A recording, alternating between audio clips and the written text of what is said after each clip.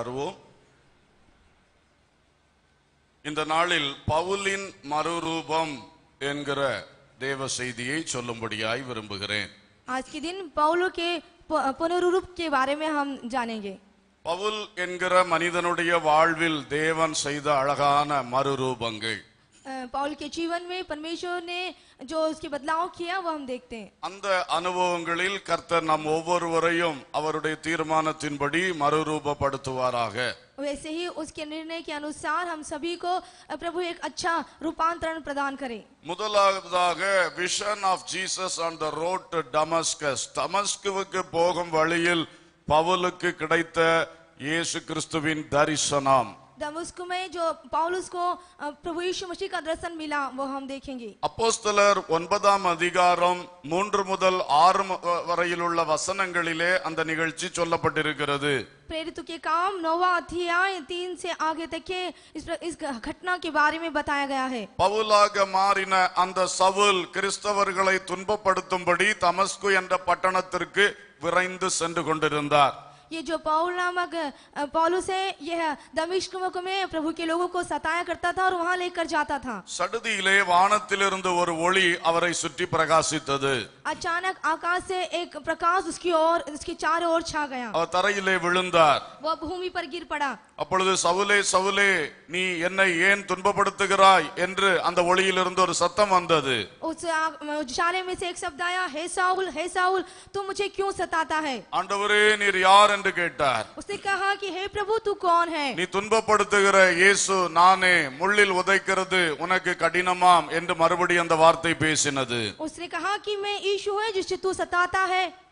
இதுவரை ஒரு தீர்க்கதரிசி என்று தான் நினைத்திருந்த இயேசு ஆண்டவர், இரட்சகர், மேசியா என்பதை அப்பொழுது அவர் அறிந்து கொண்டார். उस समय वो जान पाया कि जिसको मैं सता रहा हूँ वो ही मसीह ख्रिस्त है और वो ही भविष्यद्वक्ता है. கிறிஸ்தவர்களை நான் துன்பப்படுத்துவது இயேசுவை துன்பப்படுத்துவது ஆகும் என்பதையும் புரிந்து கொண்டார். वो इस बात को जान पाया कि ना केवल मसीह को सताना मसीह को सताने के बराबर है. அப்பொழுது அவர் நடுங்கி திகைத்து ஆண்டவரே நான் என்ன செய்ய சித்தமாய் இருக்கிறீர் என்று கேட்டார். और वो बहुत ही कांप गया और कहने लगा, हे प्रभु आपकी क्या इच्छा है.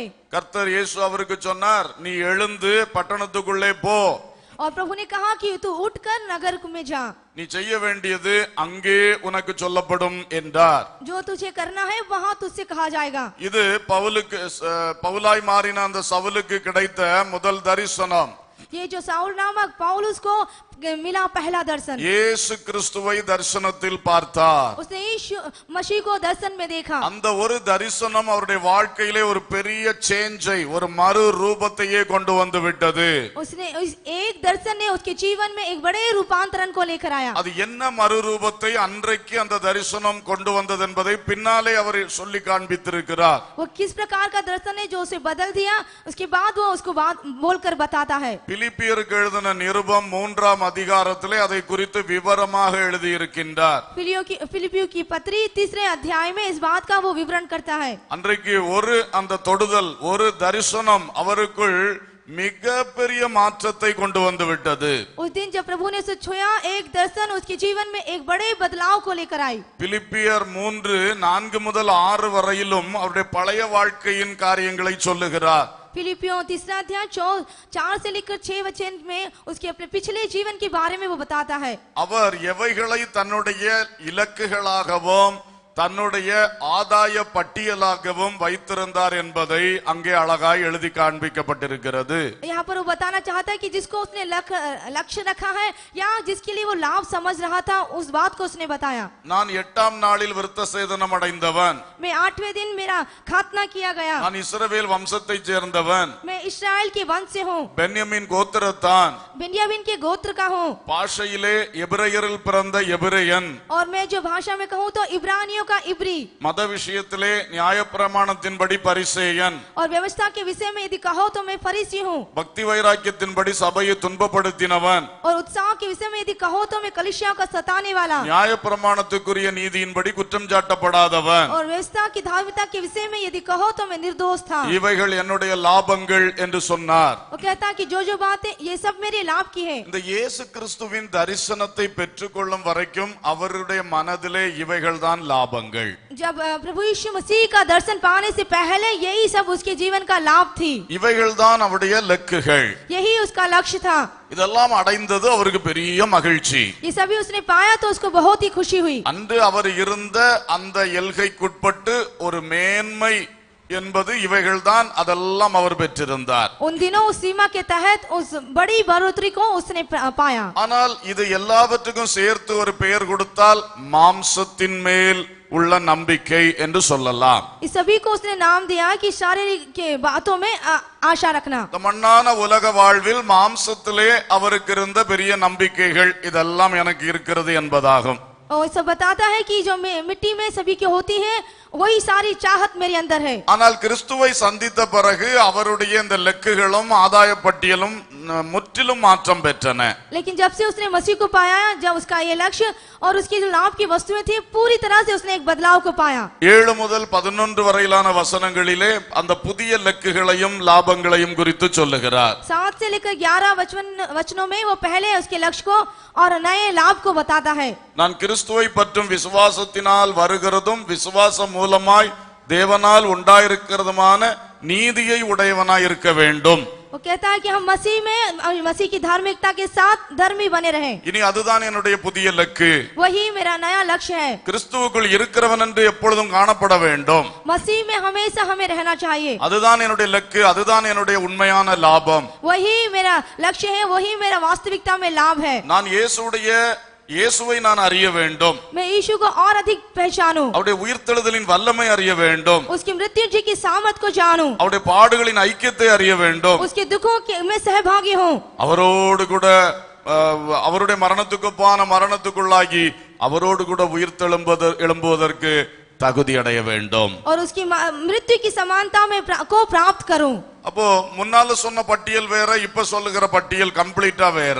तो उसने जो पहले सूची बोली थी और अब जो है पूरी तरह से बदली है. இப்படி மனிதனுடைய வாழ்க்கையின் லக்குகளையே மாற்றுகிறது தான் இயேசு கிறிஸ்துவின் சந்திப்பு. यही है पूरी तरह से मनुष्य के लक्ष्य को बदल देना ही वो है प्रभु का मिलना. மனிதன் உள்ளத்தில் வைத்திருக்கிற லாப பட்டியலை அப்படியே மாற்றி அமைப்பது தான் இயேசு கிறிஸ்துவின் சந்திப்பு. एक मनुष्य जो अपने जीवन में लाभ की सूची रखता है उसको बदलना ही है प्रभु का एक मिलना. ஆகவே இன்றைக்கு அப்படி ஒரு மாற்றத்தை மறுரூபத்தை நம்மில் பலருக்குள் கொண்டு வர விரும்புகிறார். इसलिए आज वो ऐसा बदलाव हमें से प्रत्येक के जीवन में लाना चाहता है. இன்று வரைக்கும் உங்கள் மனது இந்த உலகத்தில் உள்ள அழிந்து போகிற சில காரியங்களை மேன்மை என்று நினைத்துக் கொண்டு வாழுகின்றது. आप जो है कुछ दिनों से आप जो नाशमान वस्तु है उसके प्रति आपका मन लगा था. இந்த மாம்சத்தின் மேல் ஆசை வைத்திருக்கிறீர்கள், மாம்சத்தின் மேல் நம்பிக்கை வைத்திருக்கிறீர்கள். शारीरिक बातों पर आशा रखते हैं और उस पर भरोसा रखते हैं. ஆனால் இன்றைக்கு கிறிஸ்துவின் மேல் நம்பிக்கையும் கிறிஸ்துவின் மேல் ஆசையும் உள்ளவர்களாய் உங்களை மாற்ற கர்த்தர் விரும்புகிறார்.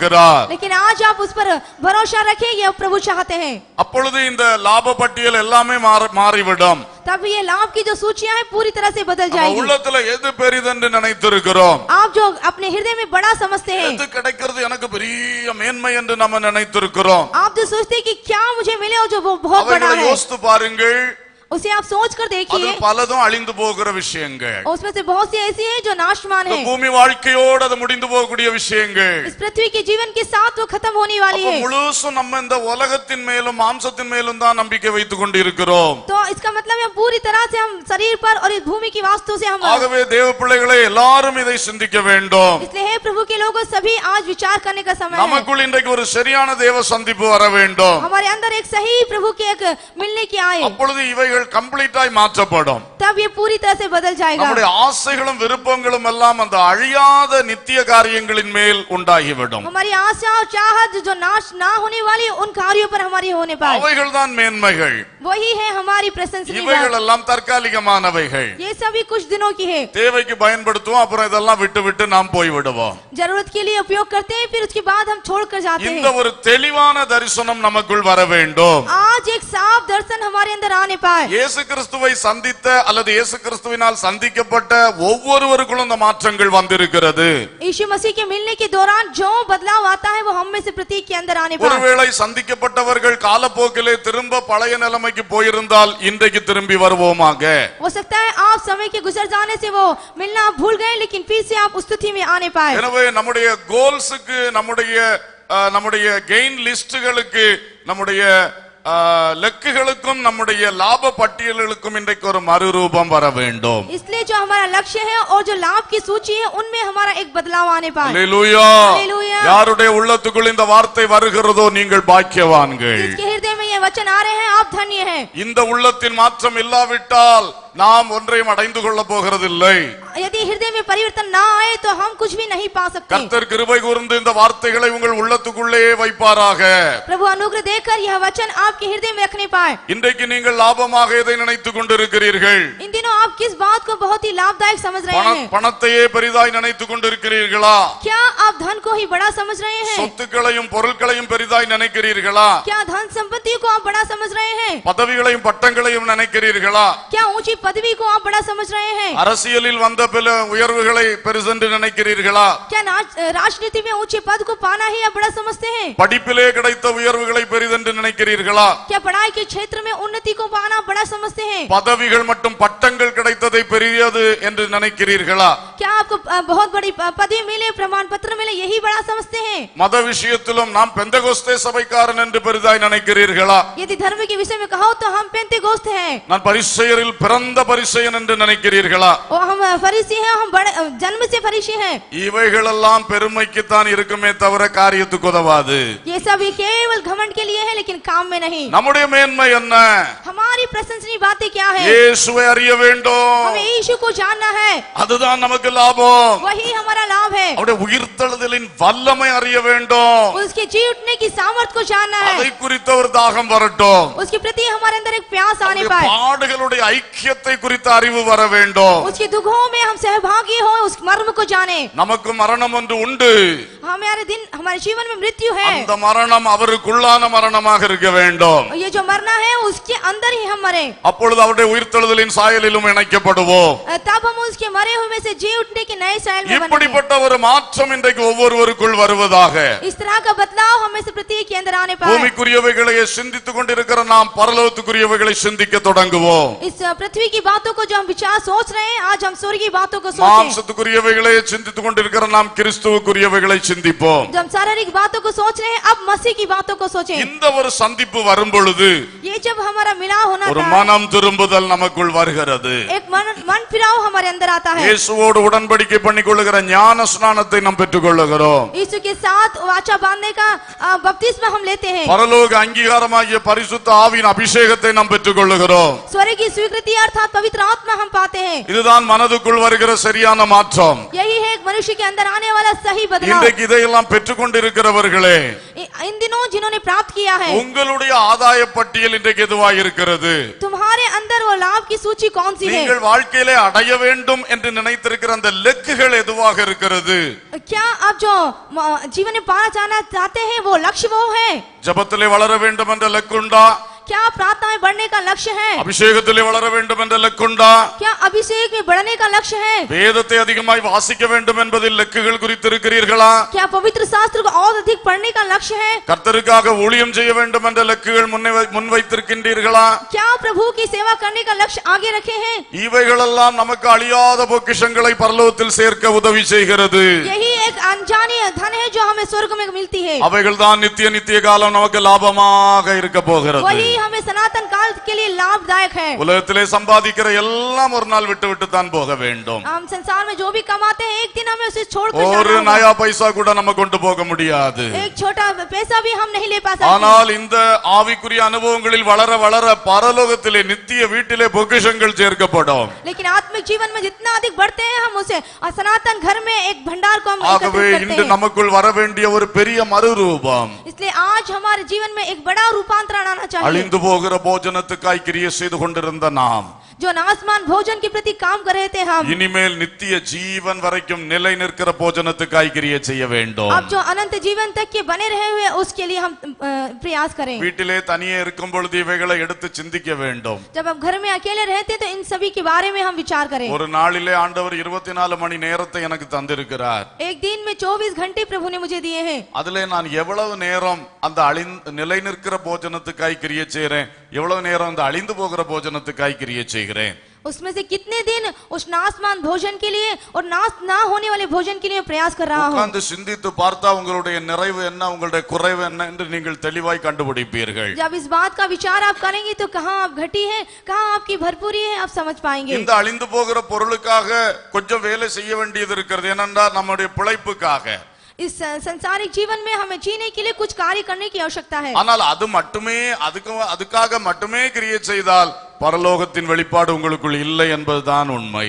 लेकिन यदि आप उसके लिए ही काम करते रहे तो स्वर्गीय प्रकाशन आपके अंदर नहीं, ये सच है। ஆகவே தேவ பிள்ளைகள் அமர்ந்திருந்து சிந்தித்து பாருங்கள். इसलिए हे प्रभु के लोगों, आप प्रभु के चरणों में लेकर நாம் विचार कीजिए। நித்தியத்துக்காக சேர்க்கிறதை பெருக்க தொடங்குவோம். हम सनातन में जमा करने के लिए शुरू करें। அந்த பவுலுக்குள் வந்த ஒரு மறுரூபம் இன்றைக்கு நம்ம எல்லாருடைய உள்ளத்துக்குள்ளும் வருவதாக. और जो पौलुस के अंदर रूपांतरण आया वो हम सभी के अंदर आने पाए। அல்லேலூயா. हालेलुया। இரண்டாவதாக அவருக்குள் வந்த மறுரூபம். दूसरा उसके अंदर जो एक रूपांतरण आया, முதல்ல வந்த மறுரூபம் என்ன? पहला क्या बदलाव आया? அவருடைய லெக்குகளிலும் அவருடைய ஆதாய பட்டியலிலும் ஒரு மறுரூபம் வந்தது. उसके लक्ष्य में और जो लाभ की सूची थी उसमें बदलाव आया। தெளிவாய் மனதுக்குள் அதை வைத்துக் கொள்ளுங்கள். पूरी साफ रीति से मन में इसे रख लीजिए। முதலாவது தேவ சந்திப்பினால் கிடைத்த நல்ல மறுரூபம். पहला जो प्रभु से मिलने के साथ उसको जीवन में आया அது बदलाव। வரைக்கும் லாபமா இருந்தது, இப்ப நஷ்டம்னு தெரிஞ்சிருச்சு. இனி உண்மையான லாபத்தை தன்னுடைய லக்குகளாக குறித்து கொண்டார். उस समय तक के जो उसे लाभ महसूस हो रहा था, वो सब छोड़कर वास्तविक लाभ की और उसने अपने विचारों को बदला। இரண்டாவதாக दूसरी बात, அனனியா என்கிற மனிதன் இந்த சவுல் மேல் கைகளை வைத்தார். हनन्या नामक एक व्यक्ति ने इसके ऊपर हाथ रखा। அப்பொழுது இவருக்குள் ஒரு அடுத்த ஒரு மறுரூபம் உண்டானது. उसके बाद एक और रूपांतरण उसके जीवन में आया। அதுவும் அப்போஸ்தலர் 9ஆம் அதிகாரம் 17-18 வசனங்களிலே கூறப்பட்டிருக்கிறது. प्रेरितों के काम 9वां अध्याय 17 और 18 वचन में लिखा है। அப்பொழுது அனனியா போய் வீட்டுக்குள் பிரவேசித்து அவன் மேல் சவுலின் மேல் கையை வைத்து, சகோதரனாகிய சவுலே, நீ வந்த வழியிலே உனக்கு தரிசனமான இயேசுவாகிய கர்த்தர் நீ பார்வை அடையும் படிக்கும் பரிசுத்த ஆவியினாலே நிரப்பப்படும் படிக்கும் என்னை அனுப்பினார் என்றான். உடனே அவன் கண்களிலிருந்து மீன் செதில்கள் போன்றவைகள் விழுந்தது. அவன் பார்வை அடைந்து எழுந்திருந்து ஞான ஸ்நானம் பெற்றான். அல்லேலூயா. கர்த்தருக்கு ஸ்தோத்திரம். இங்கே அந்த அனனியா கைகளை வைத்த பொழுது அவன் பார்வை அடைந்தான். यहाँ पर हम देखते हैं हनन्या के हाथ रखते ही उसने दृष्टि पाई, பரிசுத்த ஆவியின் அபிஷேகத்தை பெற்றான். उसने पवित्र आत्मा के अभिषेक को पाया। உடனே எழுந்து ஞானஸ்நானம் பெற்றான். तुरंत उठकर उसने बपतिस्मा लिया। இரண்டாவது ஒரு பெரிய மாற்றம் அவனுக்குள் வந்து விட்டது. दूसरा एक बड़ा बदलाव उसके जीवन में आया। இது என்ன மாற்றத்தை கொண்டு வந்தது என்றால், यह क्या बदलाव लेकर आया? a great transformation in his character and conduct. அவனுடைய தன்மையிலும் அவனுடைய நடக்கையிலும் ஒரு பெரிய மறுரூபம் வந்தது. उसके चाल चलन में, उसकी स्वभाव में एक बड़े परिवर्तन को देखा। அல்லேலூயா. हालेलुया। தேவனுடைய சந்திப்பு நம்முடைய போக்கை மாற்றுகிறது. प्रभु यीशु मसीह का हमारे साथ मिलना हमारे मार्ग को बदल देता है। அடுத்தது தேவனுடைய நிரப்பப்படுதல், பரிசுத்த ஆவியின் நிறைவு, அது நம்முடைய உள்ளான தன்மைகளையும் நடக்கைகளையும் மாற்றுகிறது. और दूसरा यह है प्रभु की आत्मा से भरना, पवित्र आत्मा से भरना, वो हमारे भीतरी मनुष्यत्व को बदलती है। அல்லேலூயா சொல்லுவோம். हालेलुया। அப்ப நமக்குள் விசுவாசிகளாகிய நமக்குள் ஏற்கனவே வந்திருக்க வேண்டிய மறுரூபங்களாக்கும் இப்பொழுது நாம் பேசுகிறது. तो जो विश्वासी रूपी हम हैं, हमारे अंदर बाय द वे आने वाला एक परिवर्तन। ஒருவேளை அதில் குறைபாடுகள் இருந்தால் இன்றைக்கு நாம் சரி செய்து கொள்ள முடியும். यदि उसमें कुछ घटी है तो आज हम उसे सुधार लें। புதியவர்கள் நீங்கள் அடைய வேண்டியதை குறித்து பேசிக் கொண்டிருக்கிறேன். जो नए हैं, आपको जो प्राप्त करना है उसके लिए बात कर रहा हूं। இவைகளுக்காக நீங்க பிரயாசப்பட வேண்டும். इसके लिए ही आपको परिश्रम करना है। ஆமென். आमीन। ஆகவே முதலாவது நம்முடைய கோல், நம்முடைய லக்குகள், நம்முடைய ஆதாய பட்டியல்கள், இவைகளில் மாற்றம் வரும்பொழுது நம்முடைய திசை சரியான திசையில் திரும்பி ஓடுவோம். तो जो पहले हमारे लाभ की अर्थात हमारे लक्ष्य की जो सूची में बदलाव आए तो हम इसके आंतरिक लक्ष्य को बदल पाएंगे। அதுதான் மனம் திரும்புதல்। वही है मन का फिराना। இப்போ கர்த்தருடைய அபிஷேகத்தை பெறும் பொழுது अब जो हम पवित्र आत्मा पाते हैं, தேவன் நமது உள்ளத்துக்குள்ளே வருகிறார்। परमेश्वर हमारे हृदय में आते हैं, அவருடைய ஆவி நம்முடைய ஆவியை நிரப்புகிறார்। उसकी आत्मा से हमारी आत्मा भर जाती है। மனிதனுக்குள்ளே இருக்கிற தன்மையில் மாற்றம் வர தொடங்குகிறது। मनुष्य के अंदर के रहने वाले स्वभाव में एक परिवर्तन आता है। அந்த தன்மையுடைய மாற்றத்தினாலே செயல்பாடுகளிலே மாற்றம் வர தொடங்குகிறது। जो भीतरी स्वभाव में परिवर्तन आने बाद उसकी बाहरी क्रियाओं में परिवर्तन आता है। Hallelujah, hallelujah. பரிசுத்த ஆவியின் அபிஷேகம் பெற்ற ஒவ்வொருவருக்குள்ளும் இது சிறப்பாக நடக்க வேண்டும்। पवित्र आत्मा से पाए हुए हर एक के अंदर यह होना चाहिए। இப்படிப்பட்ட மாற்றத்தை குறித்து அவர் எபேசியர்ல எழுதி வைத்திருக்கிறார்। इस प्रकार की परिवर्तन को उसने इफिसियों में लिखा है, கொலோசியரிலும் எழுதி இருக்கிறார்। कुलुसियों में भी लिखा है। ரெண்டும் ஏறக்குறைய ஒரே வார்த்தைகளை பயன்படுத்தி தான் எழுதி இருக்கின்றார்। दोनों को लगभग एक समान की बातों के बारे में लिखा है। எபேசியர்ல பார்க்கும் பொழுது जब हम इफिसियों में पाते 4ஆம் அதிகாரம் 4वां अध्याय 20 முதல் 24 வரை உள்ள வசனங்களில் பார்க்கையிலே 20 से लेकर 24 वचन को जब हम देखते हैं, அங்கே அவர் சொல்லுகிறார், वहां पर कहता है, நம்முடைய முந்தின நடக்கைக்குரிய மோசம் போக்கும் இச்சைகளால் கெட்டுப்போகிற பழைய மனுஷனை களைந்து போட்டு हमारा जो पहला मनुष्य था उस बुरे मनुष्य को हमें उतारना है। உள்ளத்திலே புதிதான ஆவி உள்ளவர்களாகி भीतर एक नए मनुष्यत्व को पहनना है।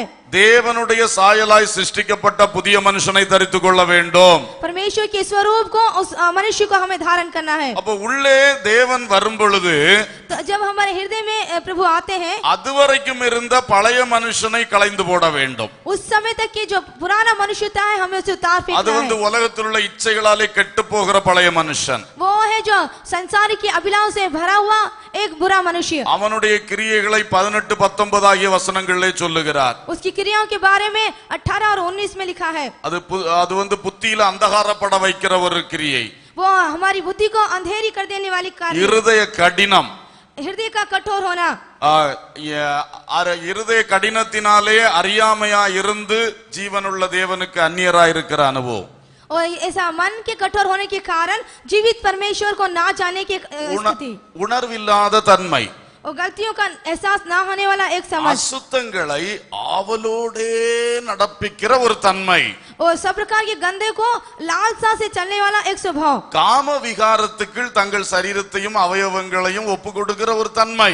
लुचपन के और बुरे कार्यों के लिए अपने शरीर को रहने का एक स्वभाव। இதுதான் இந்த பழைய மனுஷனுடைய ரொம்ப மோசமான காரியங்கள்। यही है पुराने मनुष्य के बहुत ही बुरे कार्य। அல்லேலூயா। हालेलुया। கொலோசியர் 3:5 சொல்லும் பொழுது कोलोसियर 3 और 5 में लिखा है, விபச்சாரம், அசுத்தம், மோகம், துர்இச்சை, விக்கிரக ஆராதனையான பொருளாசை ஆகிய இவைகளை பூமியில் உண்டு பண்ணுகிற உங்கள் அவயவங்களை அழித்து போடுங்கள் என்று சொல்லுகிறார். இவைகளின் பொருட்டே கீழ்ப்படியாமையின் பிள்ளைகள் மேல் தேவ கோபாக்கனை வரும். அப்போ இந்த மாதிரி பொல்லாத காரியங்களை செய்ததுதான் பழைய மனுஷன். 8ஆம் வசனம், கோபம், மூர்க்கம், பொறாமை, வாயில் பிறக்கலாகாத தூஷண வார்த்தை, வம்பு வார்த்தை. அடுத்து 9ஆம் வசனம், ஒருவருக்கொருவர் பொய் சொல்லுகிறது. இப்படி ஒரு பெரிய பட்டியலே கொடுத்திருக்கிறார். ஆகவே இவைகளெல்லாம் தான் அந்த கெட்ட மனுஷனுடைய தன்மையும் நடக்கையும். तो ये सब जो सूचियां है वो एक बुरे मनुष्य की व्यवहारिकता और उसके स्वभाव।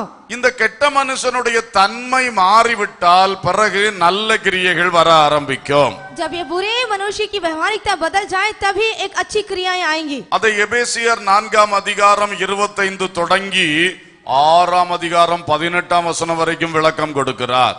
और वो इफिसियों 4वें अध्याय के 5वें वचन से लेकर 6वें अध्याय तक के इस बारे में बताया गया है। நீங்கள் பொய்யை களைந்து மெய்யை பேச வேண்டும். झूठ को बोलना छोड़कर सच बोलो। கோபத்தை விட்டு பொறுமையாயிருக்க வேண்டும். क्रोध को छोड़कर धीरज धार लो। பிசாசுக்கு இடம் கொடுக்க கூடாது. और शैतान को अवसर ना दो। இனி திருடக்கூடாது, கைகளினால் நலமான வேலை செய்ய வேண்டும். और चोरी ना करना, हाथ के द्वारा भले काम करना है। கெட்ட வார்த்தை பேசக்கூடாது, பக்தி விருத்திக்கு எதுவான வார்த்தைகள் மட்டுமே பேச வேண்டும். गंदी बातें नहीं बल्कि जो भक्ति को उत्पन्न करती है वो बातें कहनी है। கசப்பு இருக்கக்கூடாது, कड़वाहट ना होने पाए, கோபம் இருக்கக்கூடாது, क्रोध ना रहने पाए, மூர்க்கம் வரக்கூடாது, और किसी प्रकार की मूर्खता ना கூக்குரல் வரக்கூடாது, दुहाई ना दे, தூஷணம் வரக்கூடாது. निंदा ना आए, நீங்கள் ஒருவருக்கு ஒரு தயவா இருக்க வேண்டும், एक दूसरे से प्रेम बने रहे, மன உருக்கமா இருக்க வேண்டும். आप कृपालु बने रहे, தேவன் மன்னித்தது போல நீங்கள் மன்னிக்க வேண்டும். जिस तरह परमेश्वर ने माफ किया वैसे तुम्हें भी माफ இன்னும் करना கீழே है। சொல்லுகிறார், और भी कहता है வேசித்தனம் இருக்க கூடாது, அசுத்தம் இருக்க கூடாது, किसी प्रकार की अशुद्धता ना रहने पाए, பொருளாசை இருக்க கூடாது, किसी प्रकार की धन की लालसा ना रहने पाए, வம்பு இருக்க கூடாது, और झगड़े उत्पन्न करने वाली बातें ना हो, புத்தீனமான பேச்சு இருக்க கூடாது, और निर्बुद्धियों की बातें ना रहे, பரியாசம் இருக்க கூடாது. और हंसी ठट्टा ना रहे। புதிய மனுஷனை தரித்துக் கொள்வது ஸ்தோத்திரம் பண்ணி கொண்டே இருக்க வேண்டும். तो जो नया मनुष्य को पहन लेता है उसे स्तुति करना है। குடும்பத்தில் எப்படி இருக்க வேண்டும் என்று சொல்லுகிறார். परिवार में कैसा रहना वो कहता வேலை है। ஸ்தலத்திலே எஜமான் வேலைக்காரர் என்ற நிலையில் எப்படி இருக்க வேண்டும் என்று சொல்லுகிறார். वो कहता है कि एक काम के स्तर में एक मालिक के साथ नौकर कैसा रहना है बताता கணவன் है। மனைவி உறவு, பெற்றோர் பிள்ளை உறவை குறித்து பேசுகிறார். माता पिता के संबंध को, माता पिता के और बच्चे के बीच के संबंध के அப்போ बारे நீ में புதிய कहता है। மனுஷனை தரித்துக் கொண்டால் உன் நடக்கைகள் மாறுகிறது. तो जब नए मनुष्य को पहन लेते हैं तो आपका जीवन बदल जाता है। இதையே கொலோசையரிலும் எழுதி இருக்கிறார். यही कुलूसियों में भी लिखा है। ஆகவே இது மிக முக்கியத்துவம் வாய்ந்த விஷயம். तो ये बहुत ही मुख्यता को रखने वाली बातें हैं। சுபாவ மறுரூபம், स्वभाव में परिवर्तन, அதான் தன்மை என்று சொன்னேன். वही मैंने स्वाभाविकता को कहा है। கேரக்டர், पूरी तरह से स्वभाव, ஒரு கிறிஸ்தவ சுபாவம் வர வேண்டும். एक मसीह का स्वभाव हमारे अंदर आना पाए। Christian character and Christian contact இல்லாதவர்களை பரலோகம் கிறிஸ்துவுடையவன் என்று சொல்லவே சொல்லாத, அங்கீகரிக்கவே அங்கீகரிக்காது. मसीह का चरित्र और मसीह का स्वभाव ना रखने वाले उसे स्वर्ग कभी स्वीकार नहीं कर தேவ सकता। பிள்ளைகளை, நீங்கள் அபிஷேகம் பெற்று எவ்வளவு வருஷங்கள் ஆகிறது? हे प्रभु के लोगों, जब आपने पवित्र आत्मा पाकर कितने दिन हो गए? ஏன் இன்னும் உங்கள் கோபம் மாறவில்லை? क्यों आपके अंदर का क्रोध नहीं बदला? ஏன் உங்களுடைய வாயின் வார்த்தை இன்னும் திருந்தவில்லை? क्यों आपकी बात नहीं बदली? ஏன் இன்னும் பழைய கெட்ட அசுத்தங்களை ஒளித்து ஒளித்து செய்கிறீர்கள்? क्यों पुरानी अशुद्धता आप छुप छुप के करते हैं? ஒரு அபிஷேகம் உனக்குள் கிரியை செய்ய நீ இடம் கொண்டு போயாக. तेरा अभिषेक तेरे अंदर जीवन में काम नहीं कर रहा। அல்லேலூயா. हालेलुया। நம்முடைய ஆவியிலே ஆவியானவரை சிறை வைப்பது அது வாழ்க்கையிலே ஆசீர்வாதத்தை கொண்டு வராது. यदि हम अपनी आत्मा में आत्मा को बंद रखना, वो हमारे जीवन में आशीष को नहीं रखना। ஆவியானவரே நீர் ஆவியிலே உட்கார்ந்து கொள்ளும் என்று சொன்னால் அவர் எத்தனை நாள் உட்கார முடியும்? हे पवित्र आत्मा, हम हमारे आत्मा में आकर बैठे, हम कितने दिन उसको बिठा அவர் सकते हैं? எதற்காக நம்முடைய ஆவிக்குள் வந்தார்? वो किस लिए हमारी आत्मा में आया है? நம்முடைய ஆத்துமாவிலே கிரியை செய்யும்படிதான் ஆவிக்குள் वो வந்தார். हमारी आत्मा में कार्य करने के लिए आया है। அல்லேலூயா. हालेलुया। அப்ப அவர் நம்முடைய அந்த சிந்தனையிலே கிரியை செய்ய விரும்புகிறார். तो वो हमारे विचारों में काम करना चाहता है, அந்த உணர்ச்சிகளுக்குள்ளே கிரியை செய்ய விரும்புகிறார். हमारी समझ में वो काम करना चाहता है, நம்முடைய ஒவ்வொரு தீர்மானங்களையும் அவர் கண்ட்ரோல் எடுத்து கைட் பண்ண விரும்புகிறார். हमारे हर एक निर्णय को वो अपने मार्ग के आदर्शन करना இந்த चाहता है। சிந்தனை சித்தம் ஆத்துமா என்று சிந்தனை சித்தம் உணர்ச்சி என்று சொல்வதுதான் ஆத்துமா. यह हमारे विचार और हमारी इच्छाएं और हमारी स्वभाव ये मिलकर आत्मा அவர் हुई। ஆவியில உட்கார்ந்து கொண்டு அவர் அந்த ஆத்மாவுக்குள்ளே ஊடுருவி வர விரும்புகிறார். वो हमारे आत्मा में बैठकर वो उसमें बसा रहना चाहता है। அநேகர் அதற்கு இடம் கொடுக்கிறது இல்ல. बहुत से हैं जो उसको जगह नहीं देते, அதனாலதான் பழைய கோபம் இன்னும் மாறல. इसलिए जो पुराना क्रोध नहीं பழைய बदला। அசுத்தம் இப்போ முந்தி வெளிப்படையா இருந்தது, இப்போ ஒளித்து உள்ள இருக்கிறது. पुरानी जो अशुद्धता है अब प्रकट नहीं लेकिन अंदर है। அன்றையுள்ள பரிசேயரை போல ஒரு மாய்மாலக்கார கூட்டமாக இருக்கிறது. अब पुराने जो फरीसी हैं एक कपटी का रूप धारण किए हुए हैं। உள்ளான வெற்றி இல்லை. भीतरी मनुष्यत्व में कोई சிந்தனை जय नहीं। வாழ்விலோ உணர்ச்சியிலோ தீர்மானங்களிலோ ஜெயம் இல்லை.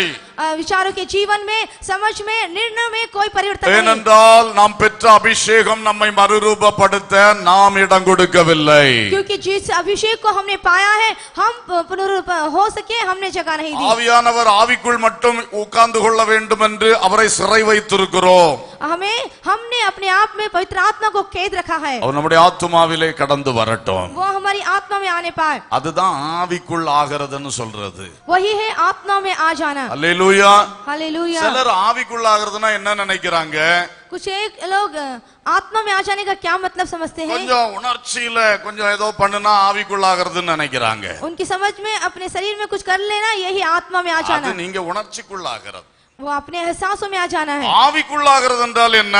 ये आत्मा में आ जाना क्या है? ஆவிக்குள்ளாமல் நம்முடைய சிந்தனை ஆவியானவர் நிரப்புகிறதை நாம் அனுபவிக்க முடியும். आत्मा का मतलब है हम अपने विचारों में आत्मा भर रहा है, हम अनुभव कर पाएंगे। நம்முடைய உணர்ச்சிகளை ஆவியானவர் அப்படியே ஆட்கொள்ளுகிறதை நாம உணர முடியும். हमारी समझ को वो पूरी तरह से भर देगा, हम उसका अनुभव कर सकते நாம हैं। இன்னென்ன தீர்மானம் எடுக்க வேண்டும் என்று சுயமாய் நினைத்திருப்போம், அது மேல அவர் ஆட்கொள்ளுகிறதை நாம அனுபவிக்க முடியும். हमें इस तरह का निर्णय लेना हम सोचते हैं, लेकिन उसके ऊपर पवित्र आत्मा अधिकार करेगा। நாம ஆவிக்குள்ளாக முன்னாடி சில திட்டங்கள் வைத்திருந்திருப்போம், पहले हमने आत्मिक में कुछ योजना को रखा हो, ஆனா ஆவிக்குள்ளாகும் பொழுது கர்த்தர் வேற கைடன்ஸ் தருவார். लेकिन जब हम आत्मा में आ जाता है प्रभु दूसरा मार्गदर्शन அதான் बताता அந்த है, தீர்மானத்தை ஆட்கொள்ளுகிறது. वही हमारे निर्णय पर उसका अधिकार हो जाना। இன்னைக்கு அந்த அனுபவம் எத்தனை பேருக்கு உண்டாகிறது?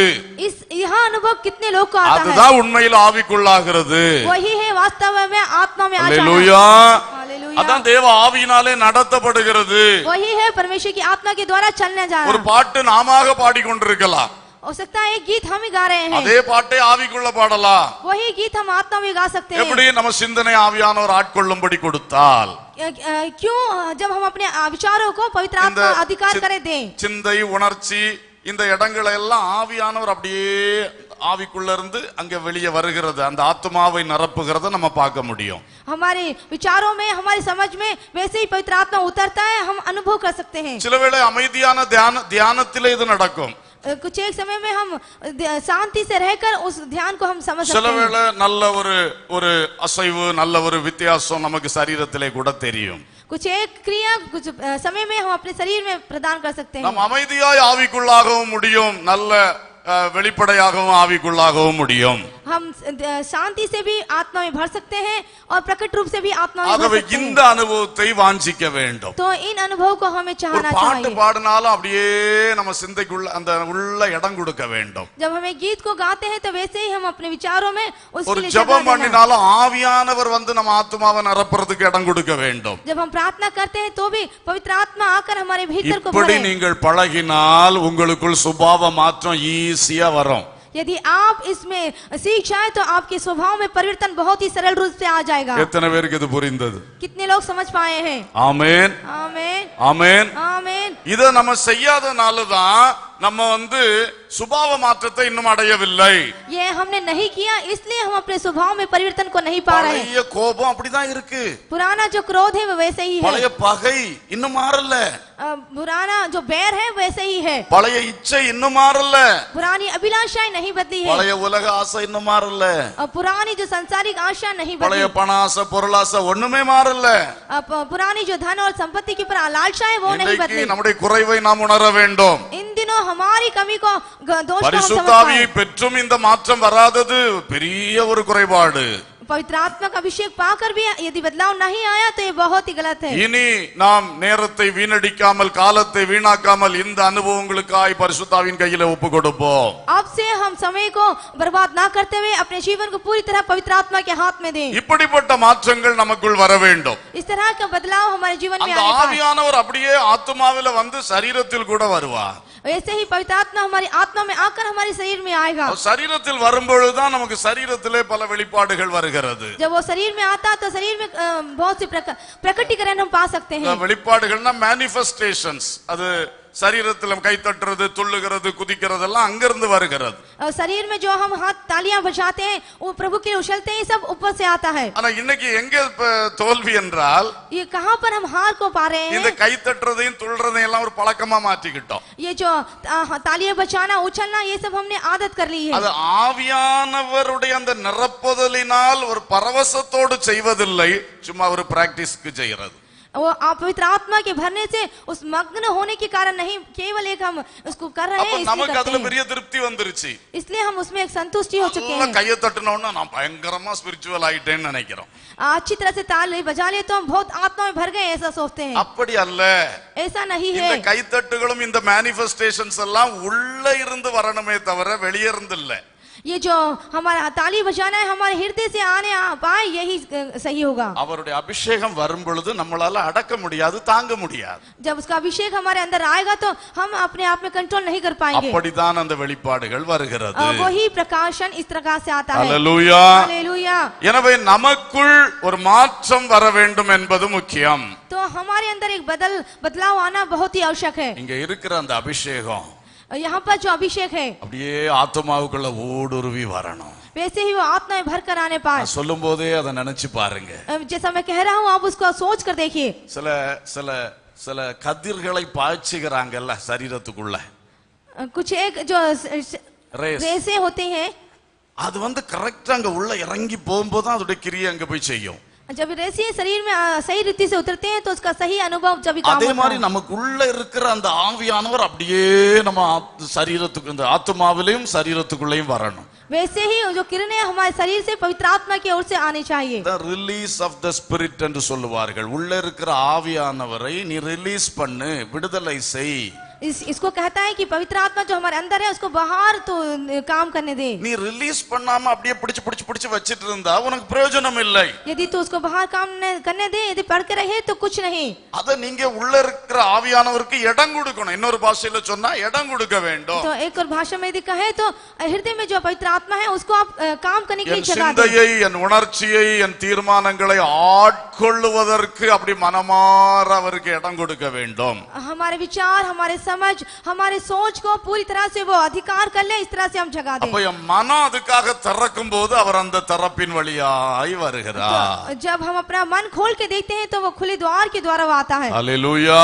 हालेलुया। இந்த அனுபவம் நம்முடைய சுபாவங்களை மாற்றும். यह अनुभव हमारे स्वभाव को बदलेगी। இது கேரக்டர் கான்டக்டை மாற்றி ஒரு நல்ல தேவ பிள்ளையாய் கிறிஸ்துவின் சாயலில் நம்மை உருவாக்கும். ये चरित्र को, स्वभाव को बदलकर हमें एक अच्छे परमेश्वर के बच्चे में बदलेगी। ஹல்லேலூயா. हालेलुया। உள்ளான மனிதன் நாளுக்கு நாள் புதிதாக்கப்படுகின்ற நேரம் இது. உள்ளான மனிதன் நாளுக்கு நாள் புதிதாக்கப்படுகின்ற நேரம் இது. சோர்ந்து போகாதே, நீ சோர்ந்து போகாதே, சோர்ந்து போகாதே, நீ சோர்ந்து போகாதே. சீக்கிரத்தில் நீங்கிவிடும் இந்த லேசான உபத்திரவம், அதி சீக்கிரத்தில் நீங்கிவிடும் இந்த லேசான உபத்திரவம். மகிமையின் தேவ ஆவிதாமே மண்ணான நமக்குள் வாழ்கின்றார். மகிமையின் தேவ ஆவிதாமே மண்ணான நமக்குள் வாழ்கின்றார். சோர்ந்து போகாதே, சோர்ந்து போகாதே, சோர்ந்து போகாதே, நீ சோர்ந்து போகாதே. அதி சீக்கிரத்தில் நீங்கிவிடும் இந்த லேசான உபத்திரவம், அதி சீக்கிரத்தில் நீங்கிவிடும் இந்த லேசான உபத்திரவம். அல்லேலூயா.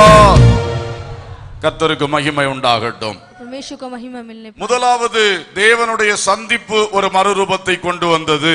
पहला जो प्रभु का मिलना उसके जीवन में एक रूपांतरण को लेकर அது आया। மனிதனுடைய வாழ்க்கையின் லக்குகளையும் ஆதாய பட்டியல்களையும் மறுரூபப்படுத்துகிறது. वो मनुष्य के लाभ को और उसके लक्ष्य की जो सूची है उसको भी वो बदलती है। இரண்டாவது தேவனுடைய அபிஷேகம் மனிதனுக்குள் வரும் பொழுது, दूसरा जब परमेश्वर का अभिषेक एक मनुष्य में आता அந்த है, அபிஷேகம் நன்றாய் கிரியை செய்ய இடம் கொடுத்தால் जब उस अभिषेक को अच्छी तरह काम करने के लिए जगह அது दे, மனிதனுடைய சுபாவத்திலும் செயல்பாடுகளிலும் ஒரு பெரிய மறுரூபத்தை கொண்டு வருகிறது. वह मनुष्य के स्वभाव की और उसकी क्रिया में एक बड़े रूपांतरण को लाती है। மூன்றாவதாக तीसरी बात, இந்த பவுல் பெற்ற இன்னொரு அனுபவத்தை பார்க்கும் பொழுது, ये जो पौलुस ने पाया उसके एक और अनुभव को கலாத்தியர் 1 அதிகாரம் 16-17 ஆகிய வசனங்களில் அதை எழுதியிருக்கிறார். गलतियों की पुस्तक पत्री उसका पहला अध्याय 16 और 17 में लिखा। அவர் ஆண்டு கர்த்தருக்குள் அந்த சந்திப்பை பெற்று வந்த பிறகு, जब वो यीशु से मिलकर आया, அவர் எருசலேமிலே வந்தார். ஆனால் உபத்திரவத்து நிமித்தம் அவருக்கு அங்கே இருக்க முடியவில்லை. अब वह यरूशलेम में आया लेकिन सताव के कारण वो नहीं रुक पाया। அப்பொழுது அவர் சொல்லுகிறார், तब वो कहता है, நான் இந்த அனுபவத்தை பெற்ற பிறகு मैंने इस अनुभव के प्राप्त करने के बाद எனக்கு முன்னே அப்போஸ்தலரானவர்களிடத்திலே எருசலேமுக்கு போகாமலும் जो मेरे पहले प्रेरित थे, मैं यरूशलेम को ना जाकर அரபி தேசத்திற்கு புறப்பட்டு போய் अरब को चला गया மறுபடியும் தமஸ்கு ஊருக்கு திரும்பி வந்தேன். और फिर से वहां से दमिश्क को लौट आया. 3 வருஷம் சென்ற பின்பு பேதுருவை கண்டுகொள்ளும்படி எருசலேமுக்கு போனேன். और 3 वर्ष के बाद केफा को भेंट करने के लिए यरूशलेम को இப்படி गया. அவருடைய அனுபவத்தை எழுதி வைத்திருக்கிறார். इस तरह से वो अपने अनुभव को लिखा है. இந்த அரபி தேசத்து வனாந்தரத்திலே அவர் கொஞ்ச நாள் காத்திருந்து ஜெபித்தார். ये जो अरब देश के जंगलों में कुछ एक दिन वह प्रभु के लिए इंतजार करता रहा. காத்திருந்து ஜெபிக்கும் பொழுது அவருக்குள் சில மாற்றங்கள் வந்தன. जब वो प्रभु की बात जो रहा था, ऐसे में उसके जीवन में कुछ बदलाव आया. ஏற்கனவே பவுல் நல்ல அறிவு படைத்தவர். जो पौल था बहुत ही बुद्धिमान இப்பொழுது था. அறிவிலே ஒரு மறுரூபம் வந்தது. अब उसकी बुद्धि में एक बड़ा परिवर्तन आया. ஏற்கனவே பவுல் நல்ல ஒரு டீச்சர், அவர் பிரசங்கம் எல்லாம் பண்ணக்கூடியவர். वह एक अच्छा उपदेश देने वाला, அவர் நியாயப்பிரமாணத்தை போதிக்கக்கூடியவர். वो व्यवस्था की बातों को सिखा. அவருடைய போதனைகளில் ஒரு மறுரூபம் வந்தது. तो जो सिखाने की जो पद्धति है उसमें परिवर्तन आया. இதெல்லாம் அவருக்குள் வந்தது அந்த அரபி தேசத்திலே அவர் காத்திருந்து ஜெபித்த நாட்களிலே வந்தது. जब यह कैसे परिवर्तन आया, उसने अरब के देश में बात जोते हुए प्रार्थना की. நம்முடைய அடுத்த கட்ட ஆவிக்குரிய வளர்ச்சி இங்கே சொல்லப்பட்டிருக்கிறது. हमारे अगले आत्मिक जीवन की परिवर्तन के बारे में यहाँ पर लिखा அவர் है. ஊழியத்துக்காய் அழைக்கப்பட்டவர். சோ அது மாதிரியான ஒரு மறுரூபத்தை கர்த்தர் அவருக்குள் கொண்டு வந்தார். वो सेवा के लिए बुलाया गया, तो उसके अनुसार जो परिवर्तन आना चाहिए उसके लिए पवित्र आत्मा அதே வேளையில் ஊழியத்துக்காக அழைக்கப்படாமல் இருந்தாலும் उसी समय यदि वो सेवा के लिए நமக்குள்ளும் இந்த அறிவிலும் நாம் சொல்லுகிற காரியங்களிலும் ஒரு பெரிய மாற்றம் வர வேண்டும். हमारे अंदर भी, हमारे ज्ञान में हम जो कार्य करते हैं हमारे समझ में आना चाहिए. எல்லாருக்குமே இந்த மறுரூபமும் நிச்சயம் தேவை. सभी को इस तरह का एक बदलाव बहुत ही जरूरत है. ரோமருக்கு எழுதின நிருபம் 7ஆம் அதிகாரம் 25ஆம் வசனத்திலே रोमियो की पत्री 7वां अध्याय और 27वें वचन में வாசியுங்கள். நம்முடைய கர்த்தராகிய இயேசு கிறிஸ்து மூலமாய் தேவனை ஸ்தோத்திரிக்கிறேன். ஆதலால் நானே என் மனதினாலே தேவனுடைய நியாயப்பிரமாணத்துக்கும் மாம்சத்தினாலேயோ பாவ பிரமாணத்துக்கும் ஊழியம் செய்கிறேன்.